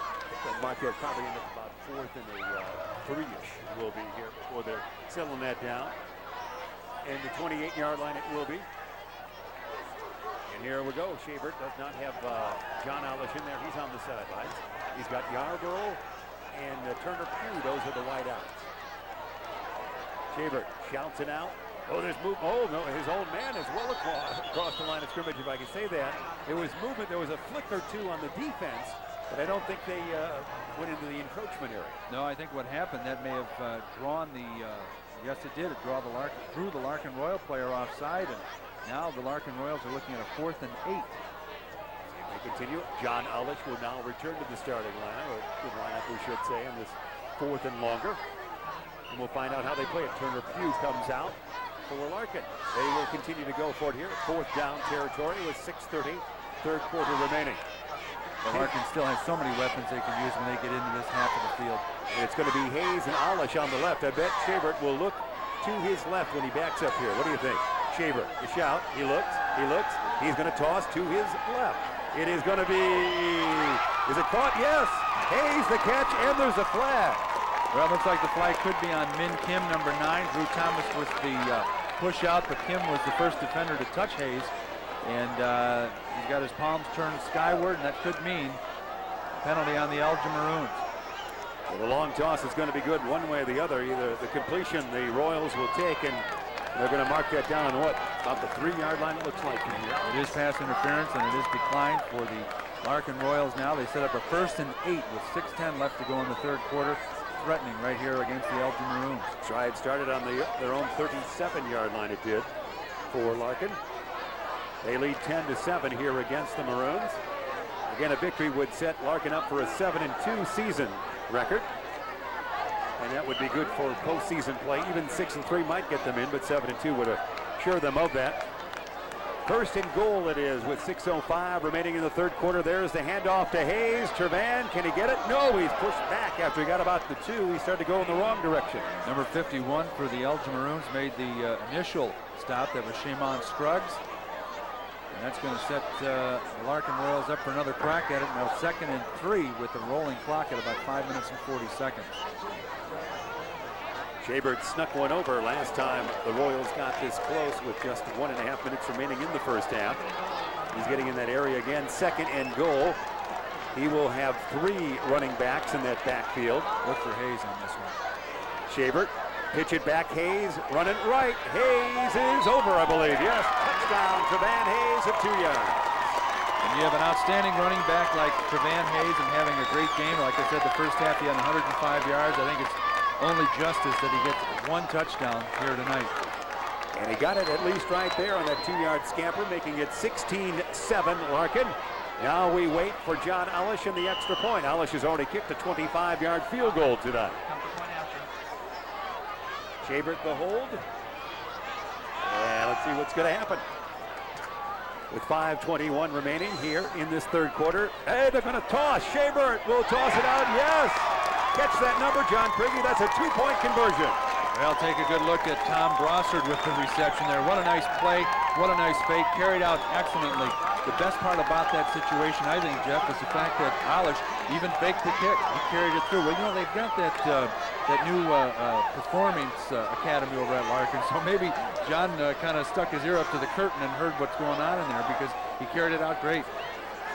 What's my motivation for that 2-point conversion? It says the kicker and Schaebert together. 18-7. That's an interesting score with a 2-point conversion there after the 2-yard run by Hayes. I like that play. Oh, that was good. I really do like that play. When you've got the holder, that's your quarterback, that makes that play all that much easier to call as well. So let's see how the Maroons respond. They have played a good game. They're a heavy underdog in this tilt. It could have been 40-0. Could have been whatever you wanted it to be, so they've hung tough so far. Right. And you're looking on the sidelines for the Larkin Royals, just to the left of your camera, out of your screen and out of the range there. Jarvis Bodie being administered to by one of the Larkin officials, probably with a cramp in the back of the left leg. So he's getting stretched out right there and kind of relieve that. That is so painful, as you know, Jeff. Often after shows, I can hardly move. I really can't. Oh, the lights. Been kicked out of many apartments for screaming in the middle of the night with a leg cramp. You're not wanted anywhere in town over that same problem. I said you, not me. me. I'm sorry. I thought you were embellishing. Hinton on the gallop. It's got it. His own 18. 25. Looking left. Running right. Still on his feet. Still going. Jamil's brought down on about the 38-yard line. Nice return. Sliver-like type of running for Jamil Hinton as well before he's brought down by number 64 for the Larkin Royals, Dustin Castile. So a nice run back for Jamil Hinton. A good-looking man, too. Good-looking youngster. Maroons at one point in this game led 7-3. Elgin now trailing 18-7. And again, Larkin's won this game 5 years in a row. Last time the Maroons who won it was back in 1992. Bentley is in there. We'll talk about one of those games in our second question. Yes. Prigge trivia, don't go away. Change your social plans for tonight. Hayes in motion. Hayes gets it. Chalon's going to run left. Hayes is out of bounds after about a 2-yard pickup. Didn't quite get that to go there. Hayes certainly has been their main offensive component now on the radio. WRMN, we broadcast 2 of the first 3 games of the year, and Chalon was not getting all that many carries. No, he wasn't, and I'm glad to see him getting some action tonight. And it takes a little heat off of Bentley, so he does not have to throw as much, but we haven't seen Bentley with that many tosses here tonight at all. With that walk around, Roby in. Roby was getting more carries early in the year. Drew Thomas remains in the backfield. That's Drew 34 in the flat there. That's Min Kim in your screen. Hand it off. Roby going nowhere. In a pile, picks up about a half a yard. Number 69 for the Larkin Royals. You know who that is. That's Sean Wilson, a junior. Big kid, 6 foot, about 190 pounds. And I know Dale Shabert's going to be counting on Wilson to do a lot for him next year as well. Yes, indeed. What I like about what Dale Shabert does is he's not afraid to bring sophomores up and have some sophomores at least on the sidelines or playing. Ron Richardson specifically is one. Jason Hodges another one who gets some playing time for the Larkin Royals on the varsity. Shotgun formation. Bentley in between his two backs there. Will get the snap. He's got it. Bentley drops back, looks. Looking, tossing, upfield. Who's he throwing to? Out of bounds it goes. Looked like almost Turner Pugh with an interception. Boy, it sure did. Turner Pugh was right there, made the nice high leap, and at least deflected it, knocked it down, but I know he would have loved to have scampered that ball in.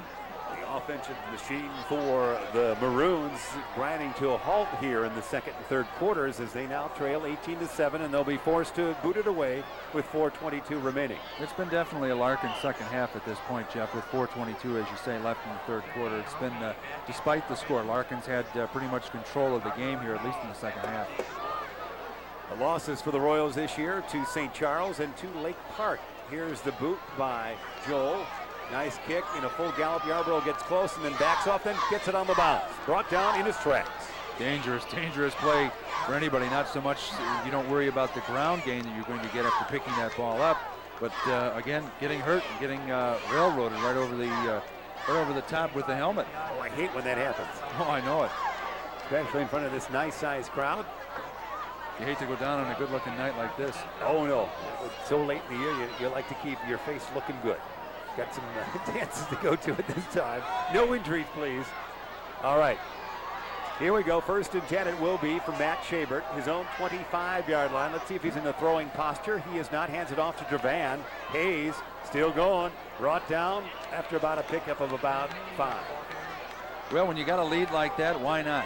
Why not run it to the left and kind of chew up some time and chew up some clock here for the Larkin Royals? Hayes is going to get over that 200-yard rushing mark before this night is over. If he continues, 2nd and 5 it is. Gets it up to about just shy of the 30-yard line, the Royals are. He's got Hayes in the backfield once again, just out of your range at home. There's the handoff to Hayes. Oh, almost lost the football, kept it, still going, still spinning, and he'll fall forward and a 1st down for the Royals. One of the things I think Travan Hayes or any of the Larkin running backs are going to have to really pay specific attention to is the fact that right now Elgin will attempt to strip that ball from him. And Hayes is the type of guy that he does not get down real low in his running style. So he may be eligible for a swipe out with that ball. So they're going to have to pay particular attention to that. Yeah, he carries the football almost at perfect arm level, if you will, for some of those would-be tacklers. 1st and 10, 45-yard line. Hand it off once again. Hayes running right. Still going with a hippity-hop move that time. Just shy of the 1st down. He's brought down.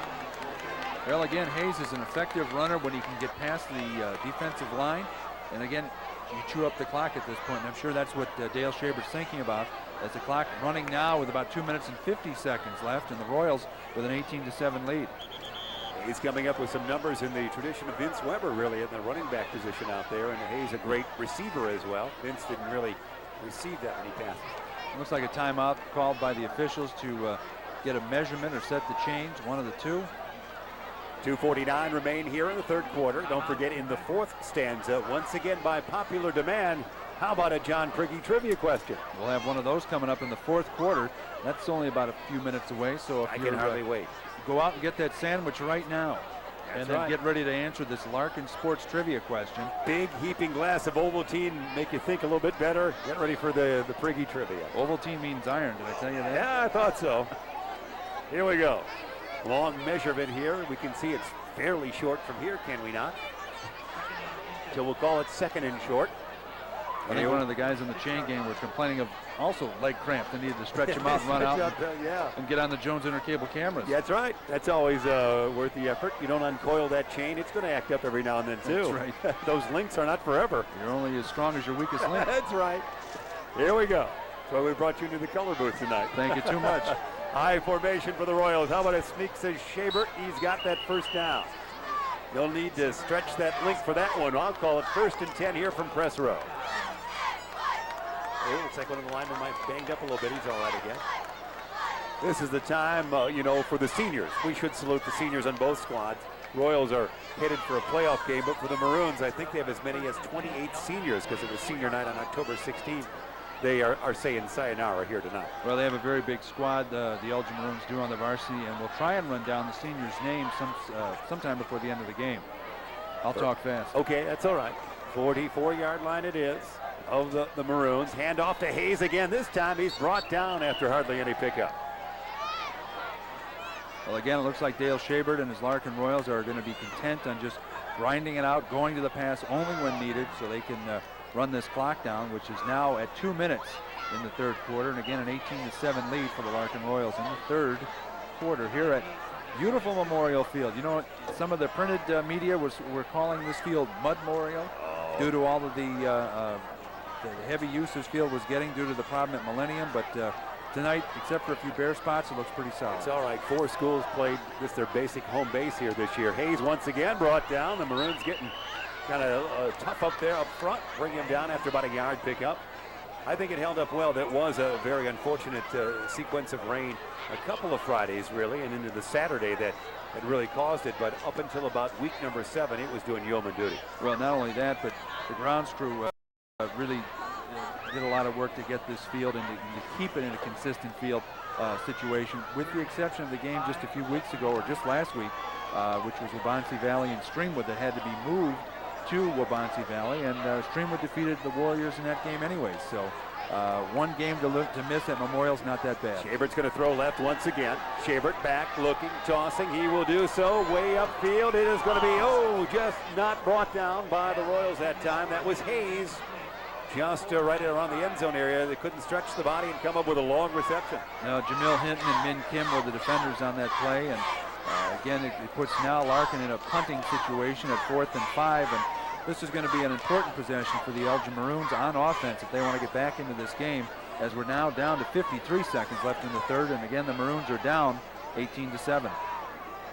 Alish was booted away from about the 48-yard line of Elgin. He stands on his own 48. Backs up a little bit more now, so just about midfield. He'll put the right toe into it.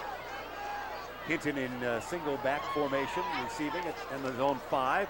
There's the boot. They're going to try to angle it for the out of bounds, and it is going to be awfully close. I think they're going to down it. No, it's in the end zone.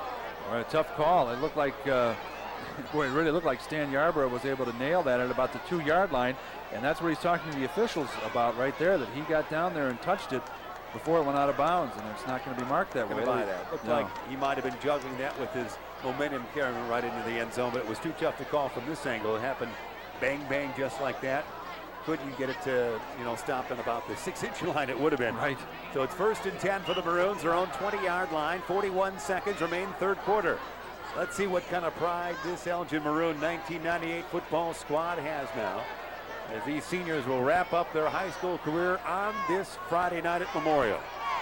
High formation it is, and there's something before. Thomas and Walker, the running backs, and a whistle before anything took place there. Well, there's some confusion along the Elgin sidelines for some reason. I guess the referee stopped play and talking to either an assistant coach or a coach over there on the sidelines and getting ready to get reset. Coach is about 3 yards deep into the field on that far side. I don't know who that is over there. I don't know. He's taking close notes. He's the 12th man defensively. I hope he's not an angry parent. That's right. He could trip somebody who just running by.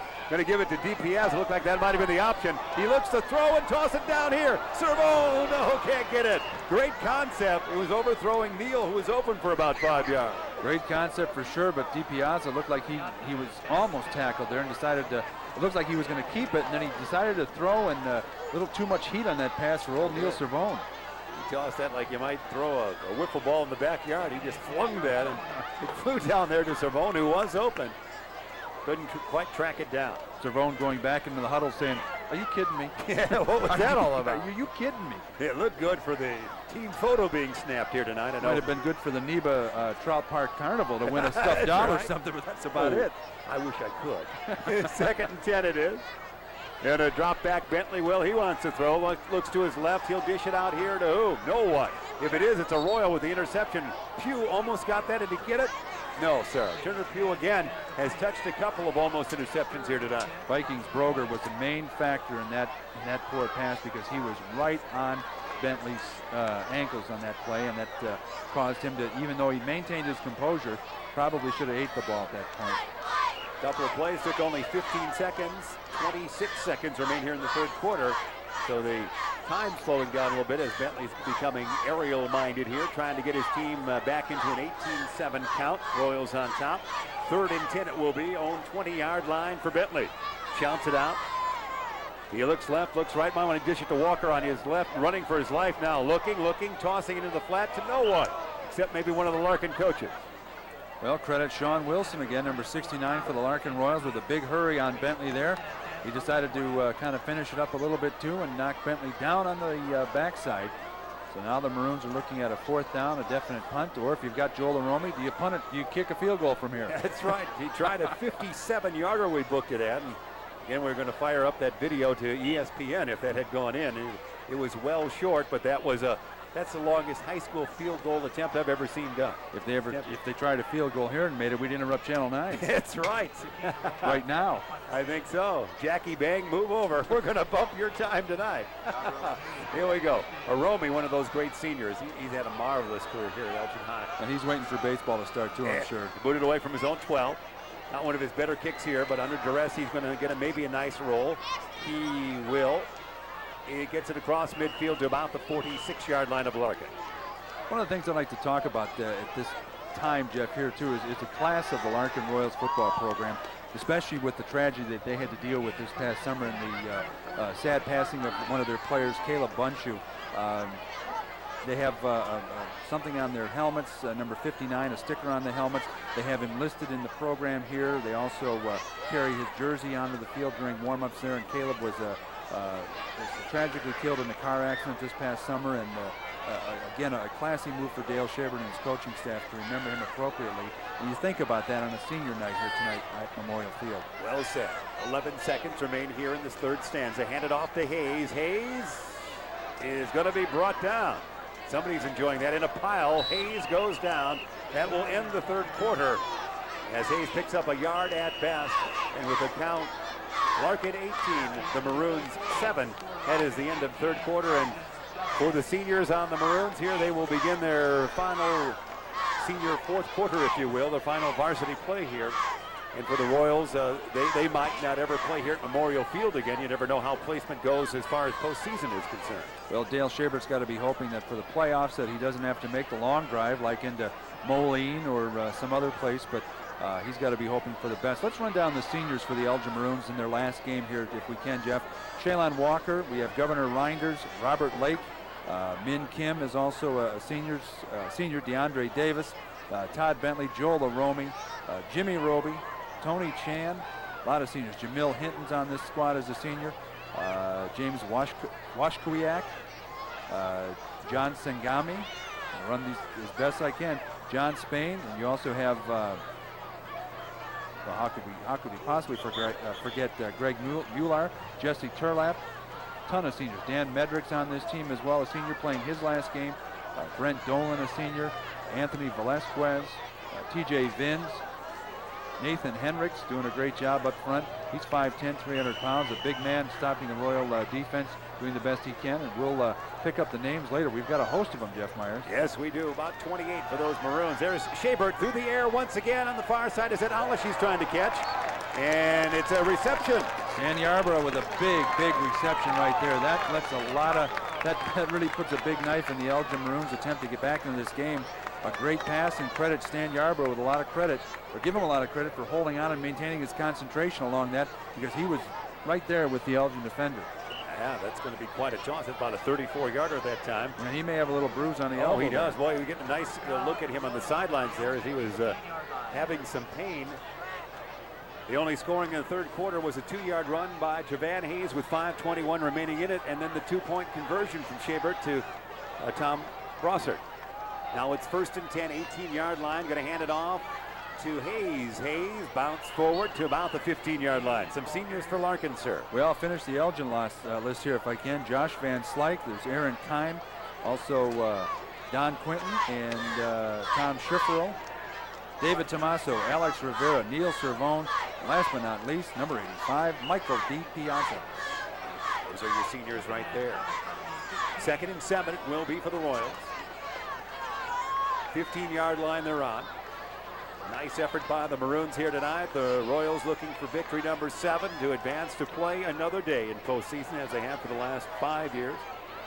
Split backs it is for Schaebert. Pro set. Schaebert shouts it out. Got wide receivers near and far. Looking, tossing, hit from behind.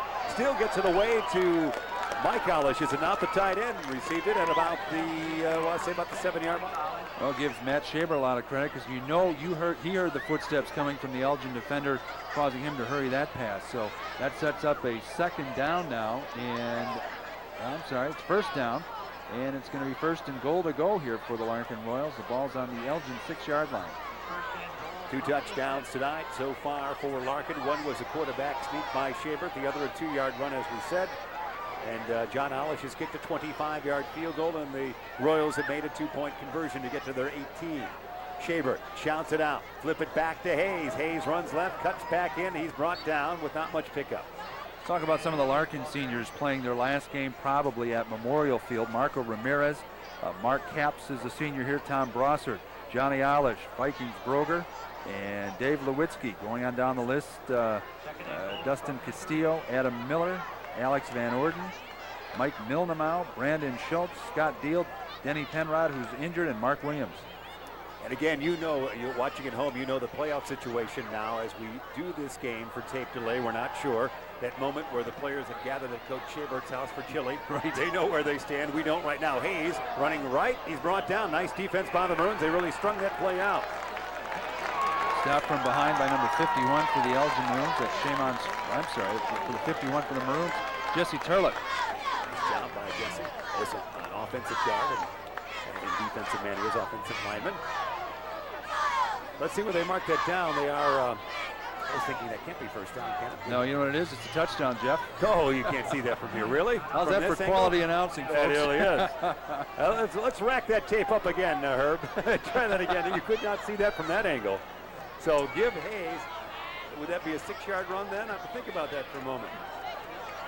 They'll give Johnny Alish a boot through right there, making the score now with 9:37 left in the 4th quarter. The Larkin Royals 25 and the Elgin Maroons 7. Larkin pulling away in the 2nd half. It's 4th quarter time, 9:37 left. Let's get ready for our second trivia question if we can. Let's do it. This is a Larkin trivia question here. We always, anytime we do a game on Jones Intercable, whether it's football or basketball, we always like to do trivia.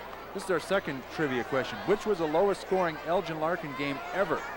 Was it the 2-0 game in 1958, the 8-0 game in 1975, or the 7-0 game in 1969? Larkin won this game. Which was the lowest scoring game out of those 3? 2-0 in 58, 8-0 in 75, or 7-0 in 1969? Think about it. We'll have an answer in just a few minutes. There is a mathematical quotient there. You just combine the 3 and divide by 3, I guess we could say, and you come up with the answer. So that was a touchdown for Larkin. 25-7 is the count. 9:37 remain here in regulation. The Royals have scored a couple of touchdowns here in the 2nd half. There was no scoring in the 1st quarter. Larkin led 10-7 at the half. They added a touchdown and a 2-point conversion in the 3rd stanza. Now they've scored their 6th with conventional PAT for that 25-7 advantage. They'll boot it away, Will Alish. Alish from his 40. That'll be one that hits the ground, taken by Roby. Roby, a little confusion for a moment, says, I want to run this way. Roby, I want to run that way, says. Roby says, I'm going to go right down right now. He's hit hard. Boy, he sure is. He really caught a faceful there. Number 48 for the Larkin Royals was the first person to stand him up. That was Dave Lewitsky, the senior. And then putting the world of hurt was number 68 for the Larkin Royals, who apparently is not on our roster. Do you have him on your roster? 68? Well, we had an update in recent times. We updated it October 7th for 68. No, sir. Have to go into the vault of John Walters for that one. That's right. He'll know. He's at home with a big bowl of chili, knowing what we're talking about. Can't we believe we missed that last touchdown there. Didn't look close from this angle, Ma. Here's Bentley with a handoff. That's Drew Thomas. Thomas straight ahead, picks up about 4 yards. Drew's had a good year. Yes, He'll end this season with about 300 yards on the ground. And doing a good job defensively for the Maroons. He's been in on a lot of tackles. I'd love to see the stats at the end of the year for the Elgin Maroons, especially for Drew Thomas on tackles he's made this year or been in on. Jalen Walker back in there. Thomas running back as well. Min Kim wide out on the far side. Bentley still the quarterback. Although we did see Robert Powell for a series of plays here tonight. Handed off. Walker. Jalen. He's in there somewhere. Can you find him? There he is. Right across the line marker there, wearing number 1. That's Jalen Walker, who will end his season with over 300 yards as well in the Elgin Maroons. He may get 200 tonight if they continue to use him as they have been all night. But again, it's definitely a Larkin game this time. The Elgin Maroons have been hanging with them pretty closely in the first half, and then it's going to take a pretty big comeback for Elgin to come through now, being down 25-7. I think it's time out for the Larkin Royals, and I think now is our time for our trivia answer. Let's review the question again, if we may. Which was the lowest scoring Elgin Larkin game ever? And I should have put a little asterisk on there saying that Larkin won. Well, letter A is out. There was no game in 58. There was no Larkin in 58. Letter C is out. That's a fictitious score. But 8-0 in 1975 is your answer. Letter B is your answer. I was at that game. I was a senior that game, and I'll tell you an interesting story about that. It was played on a Saturday afternoon. Elgin had the game, and I think it was the last play of the game. Larkin's kicker, Keith Milliken, playing on defense, came over and cheap shotted my good friend John McDonald right at the line. Got a penalty called on him. That was the end of the game, I believe. And I went to school with Keith at Eastview in 7th grade. Why would he do it? Professor Prigge remembers. 33 years. There's a mismatch there in the backfield, but Thomas doesn't let that stop him. He got the, they made the first down on the measurement. Thomas, instead of a loss, was able to pick up a few yards there after bumping into quarterback Bentley. My good friend John McDonald. Yeah, John McDonald was the center, number 50. And he is the younger brother of Dr. Mark McDonald, who played for the Elgin Maroons in the class of 74, and was also the principal at West Aurora High School. My good friend Mac took an uppercut from Keith Milliken. How do you believe it? I'm not going to get sued for saying that. I mean, it was a fact, right? Yeah. As we look back at game films, I guess you're correct. Got it out to Walker. Walker looking right, dancing around. He'll pick up a couple yards. It's fairly close to that first down for Shalon. How can I remember that from 33 years ago so vividly, huh? You can't remember what you had for lunch. You know how that works. Well, it's one of 4 places. Not things, places. It's only 23 years ago, wasn't it? 75? I'm sorry. 23 years ago, like I said. What total recall you have? What happened in the last 10 years? That's the wonderment there. That's what the doctors want to know. Yes. There was some kind of, face mask. Did you see that, Eagle Eye Prigge? There was a face mask by the Royals on that. There's a first down for the Maroons. And if I said Larkin won that game 8-0, Elgin won that game 8-0. You have just made, you are the master of the trivia. If not deception. Yes, we do. We are auctioning off your trivia book a little bit later in this game, so stay tuned for that. Here's the handoff. No, Bentley still got it. Let's see where he's going to try to dish it to Min Kim, maybe. No, instead he's got it. Aromi. Oh, Joel touched it. Couldn't bring it down. Aromi in a crowd of 2 Royals almost came away with a nice catch. Trevan Hayes with the big tip to knock that out of Aromi's intentions. So Trevan just having a great game, not only offensively, but he's been right there defensively this whole night. Waited a little bit too long before they dished that one out. We're not too far here at press row, away from some of the Maroon coaches as they assess here at the press box. Maroons trail 25-7. 7-11 remain in this tilt. That's where I had lunch. 2nd and 10. See, there's a little memory course for everybody out there. Take notes. Jamil Hinton's going to be in there. Joel Aromi's going to play tight end, near side Min Kim. Running backs, Drew Thomas and Walker. Walker off his shoulder. Is got the football. No, it's picked up by Hinton. You saw a flag fly right into your television set there. So this is probably all for naught.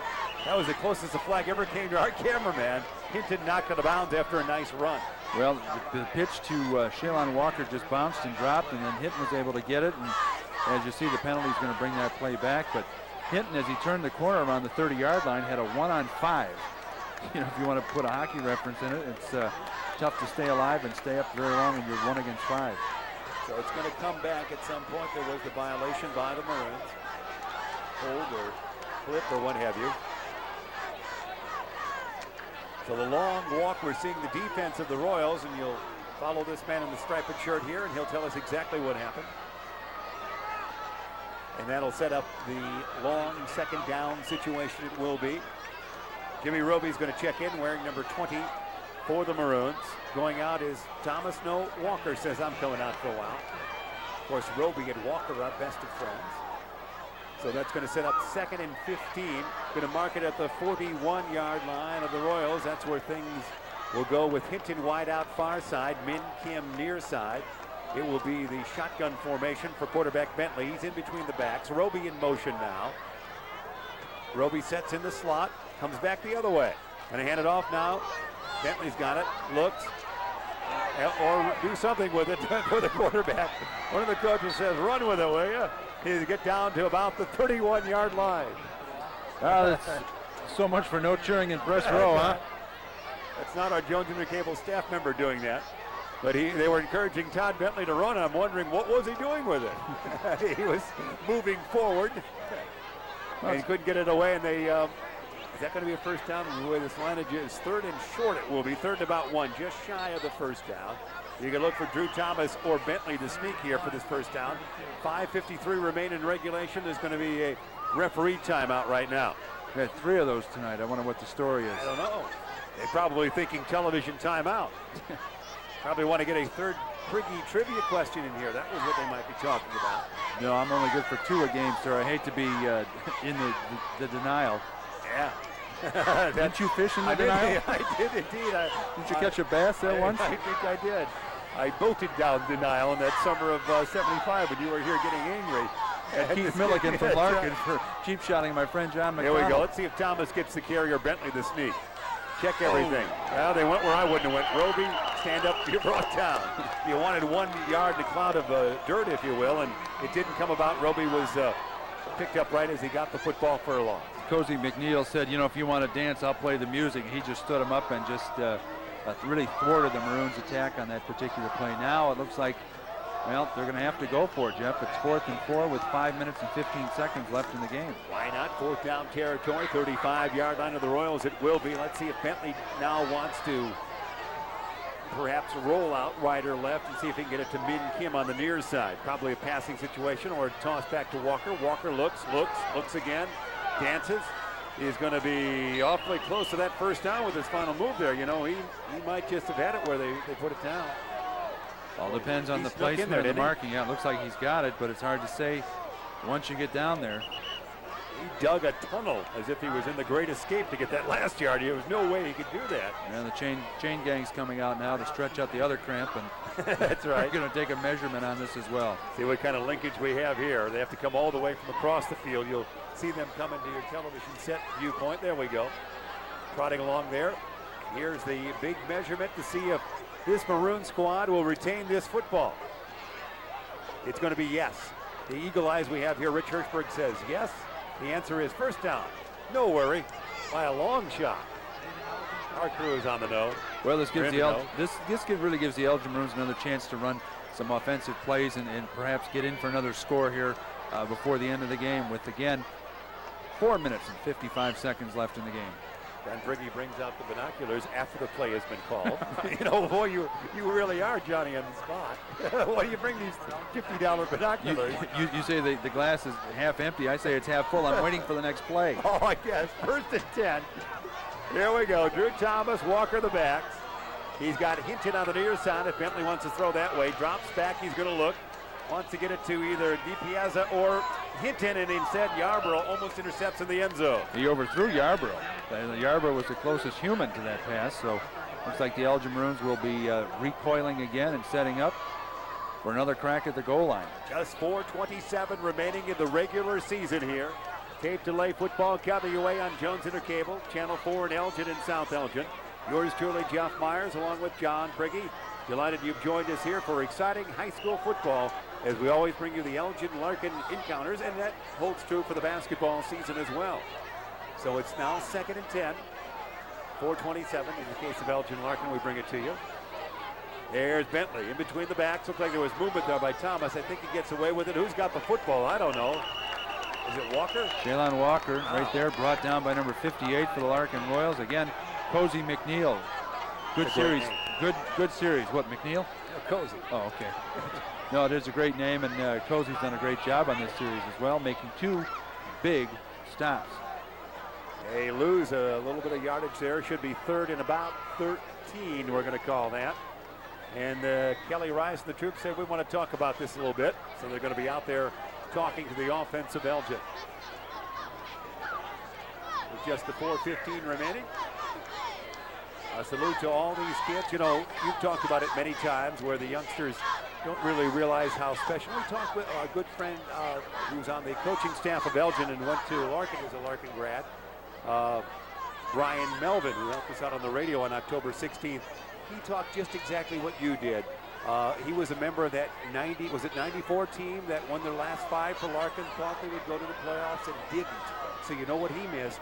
He didn't realize he was playing his last game until it was already over. And I'll tell you what, if you have any regrets about anything like that, you have to really, when you're a senior, you have to really live every minute as you can, especially on the court or on the field or wherever you're at. And there is something important to know about knowing when it is your last game, so you can reach down and think about all those double sessions in August and all the time that you're running hills or running laps or just doing a lot of sprints, that this is the finality of it. Now that's why you do it in the summertime, so you've got the wind in your sails when it comes down to fall time.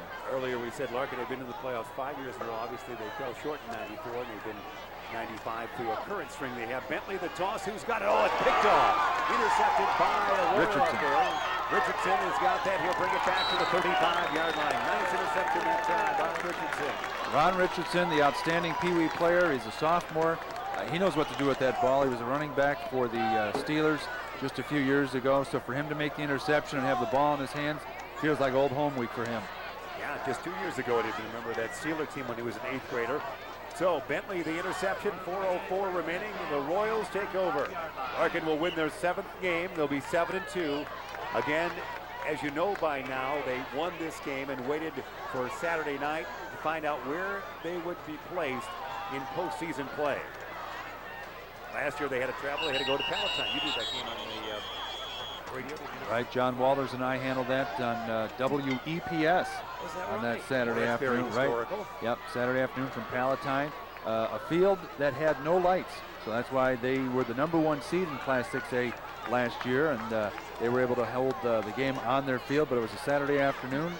I can't believe a school up in Palatine, where you know they're not a poor school district as you compare it to like in East St. Louis or some of the other school districts. They have no lights on their field. But I guess well, that's probably why their conference plays on Saturday afternoon. There was a lot of huge tradition when I'm growing up for that Saturday afternoon game by many a big school. That really was the event to go to. And I know it's kind of been looked more upon for the Friday night now, tied with school activities. But a lot of teams years ago played that Saturday afternoon. I like the Friday nights. Oh yeah, there's great. You know, once you get the feel for that schedule of Friday night, it's almost hard to. The Saturday afternoon game is difficult to adjust to. Oh yes. If they ever play those after you played Friday nights, you know, year in and year out. Hand it off to Hayes. Hayes forward, still going. Started from his own 40, ends up across midfield, gets into about the 47-yard line of Elgin. He's going to end up with 200 yards tonight, if not already. You're right, because Hayes is not a big, bruising Vince Weber type of back. He's very elusive and makes quick cuts, but he's able to run through the Elgin defense without any problems and elude grasps from the Maroons on the defensive side. He's just able to get through them. Slither this through with great quickness, if you will. Number 33 does. He'll get a lot better, of course, next year. Although when Vince Weber went into that senior year, we were waiting for 2,400, a lot of yardage from him, and he suffered the injury, of course. 1st and 10 it will be for the Royals. Just 3:40 remaining here in this 1998 regular season.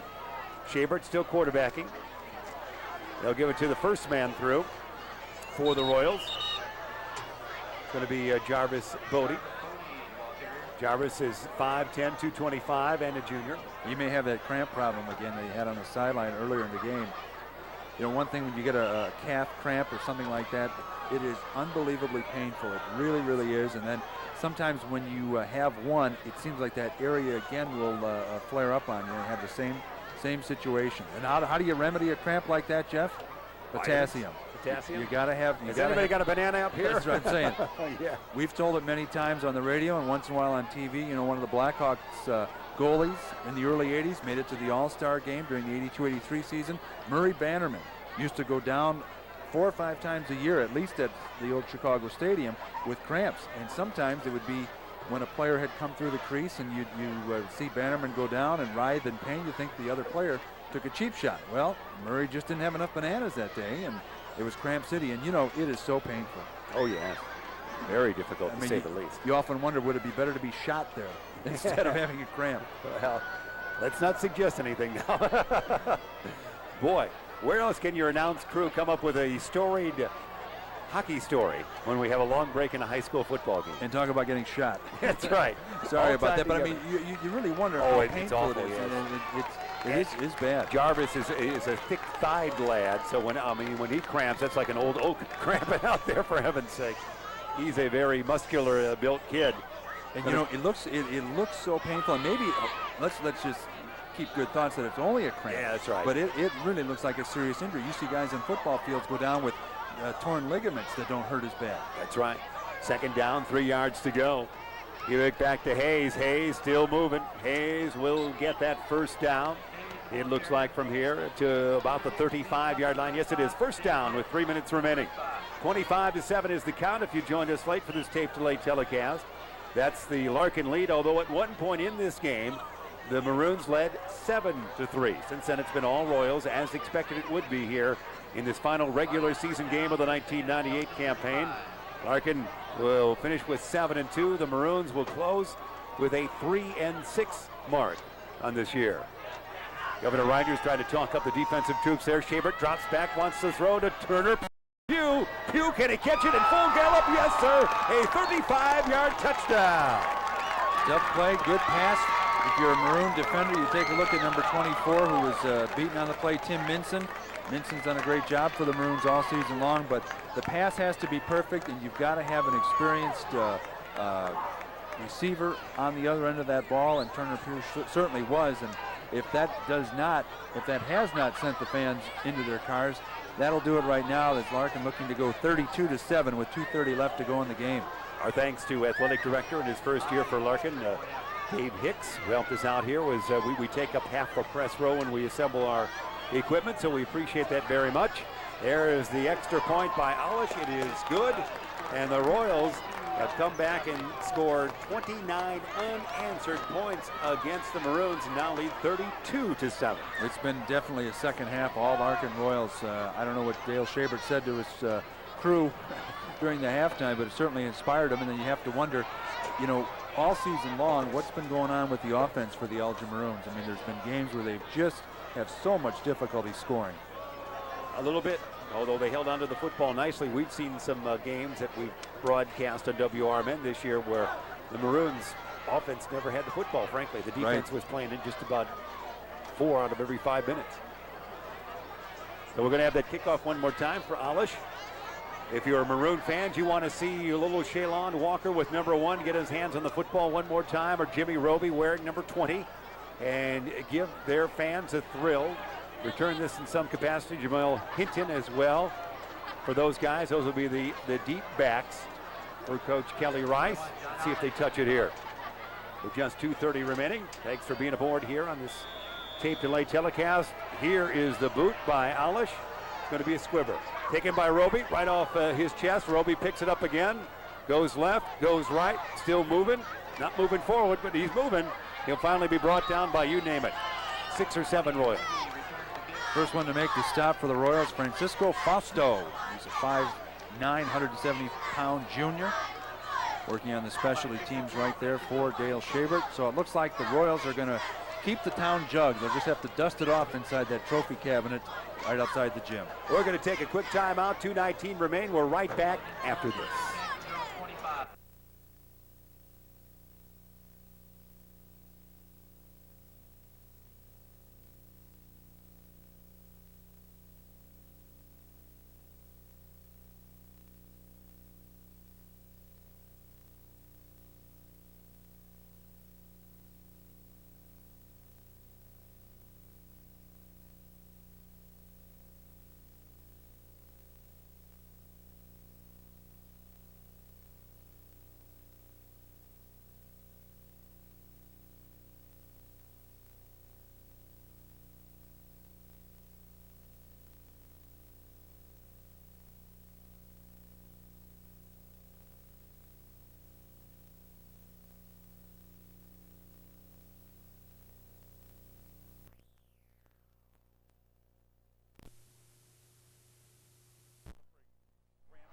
pass as well, but that was almost a long connection for the Maroons, but didn't quite go.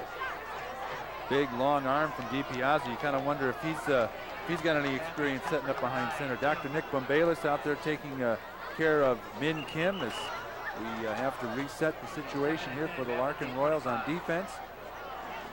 Elgin is now with the 2nd and 10 and down 32-7.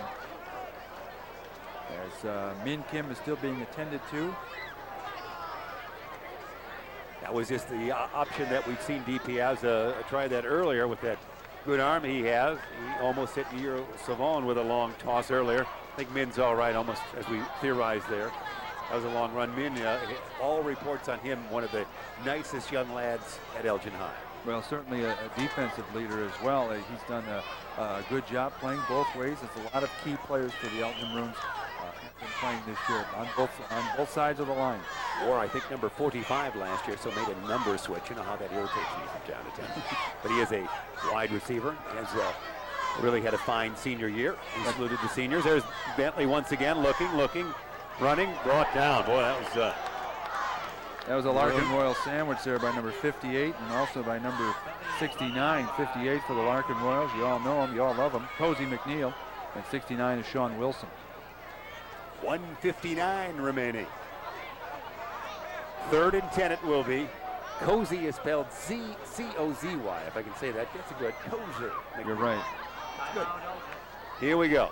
I think we're going to have a quick timeout here for the Maroons.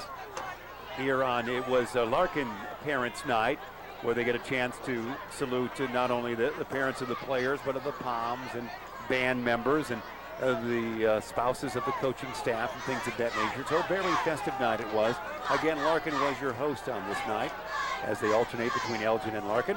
That means the Maroon fans would have to sit on the east side stands, which isn't often done, and the Royal fans would be in their familiar spot on the west side of Memorial Field. And on the east side, I can personally tell you, if there's any type of breeze, you're really feeling it on those bleachers over there, and that's why a lot of fans you'll find will stand up against the fence more towards the south end of the east side stands. Well, thank you. I'll take that into full consideration. Next time you're out at the field. Yeah, John Prigge, Tours Elgin. That's available, 1995. Just trying to help the folks at home in case they ever want to come out and watch a game. You got, what, 43 weeks to think about it. Here we go. Bentley, although postseason play, it's going to be Walker in the flat. Walker puts a football move on a man about, half a foot taller than him. Says, here, you want this? No, I'll take it. Challenges him with the pigskin.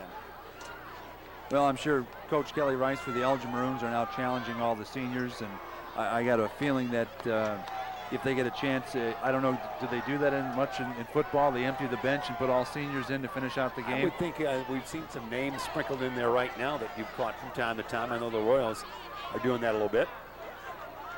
4th down. Boy, this is 4th down. This really hurts right here. Your own 20. It's 4th and 15 the way I see that. With 1:53 remaining, you got to go for it. But, man, you hope that the Royals just kind of run out the football. The Royals might have too many men on the field. They do get their man off. Bentley will once again drop back and look.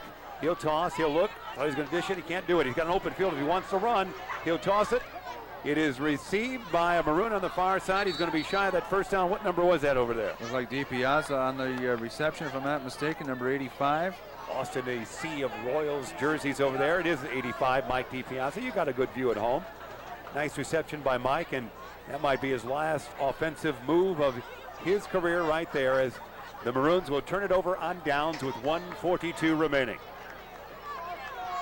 So we say so long almost to another season for the Maroons. A year that saw them, similar to the years they've had in recent times. They tend to win the non-conference games and struggle against the big boy. Oh, very true. And their win against Bartlett was a big win for them just last week, 9-0. But who knows what's going to happen in the future for the program at Elgin High. Kelly Rice has had some opportunities here to really put together a good team, and he's had a very respectful team. But again, I have to think that the Bartlett split is going to start affecting Elgin for sure next year, because that's when a majority of the people and the students who live in Bartlett will not be attending Elgin High. Right now, there are some Bartlett kids that are on this varsity squad. If they were here as, I believe it was sophomores, then you were able to stay here. But if you attended Elgin as a freshman, you had to go to Bartlett High School. So I think numbers are down, and I think if you could combine Bartlett's team and Elgin's team, you'd probably get a few more victories for the Elgin Maroons. I would think, and Coach Melvin, as we talked about, one of the sophomore coaches for Elgin, said at the underclass level, Bartlett has more kids out for football. There was a couple of unique where you had a senior at Elgin High School playing for the Maroons, a junior at Bartlett playing for Bartlett, obviously, but from the same family. As that can happen. Yes, it sure can. Happened on a few occasions. Well, Dale Shaber's talked about this more than once or twice about this game, especially being all of Elgin's kids, and would you like to have both squads together for one team, Elgin and Larkin? Yeah. And then have them send them into the playoffs. Here we go. 1st and 10 for the Royals. They probably would just knee the football, as we like to say. And our 4th official's timeout here, Jeff Myers, is another equipment problem. I think it's a freaky trivia. Well, almost a post-game trivia. They're demanding it. It is some kind of equipment failure here. What could go wrong with a helmet? That's what you want to know. Is there a fix-it man in the area? Either the strap is on backwards or the mouthpiece doesn't fit right. Shabert knees it.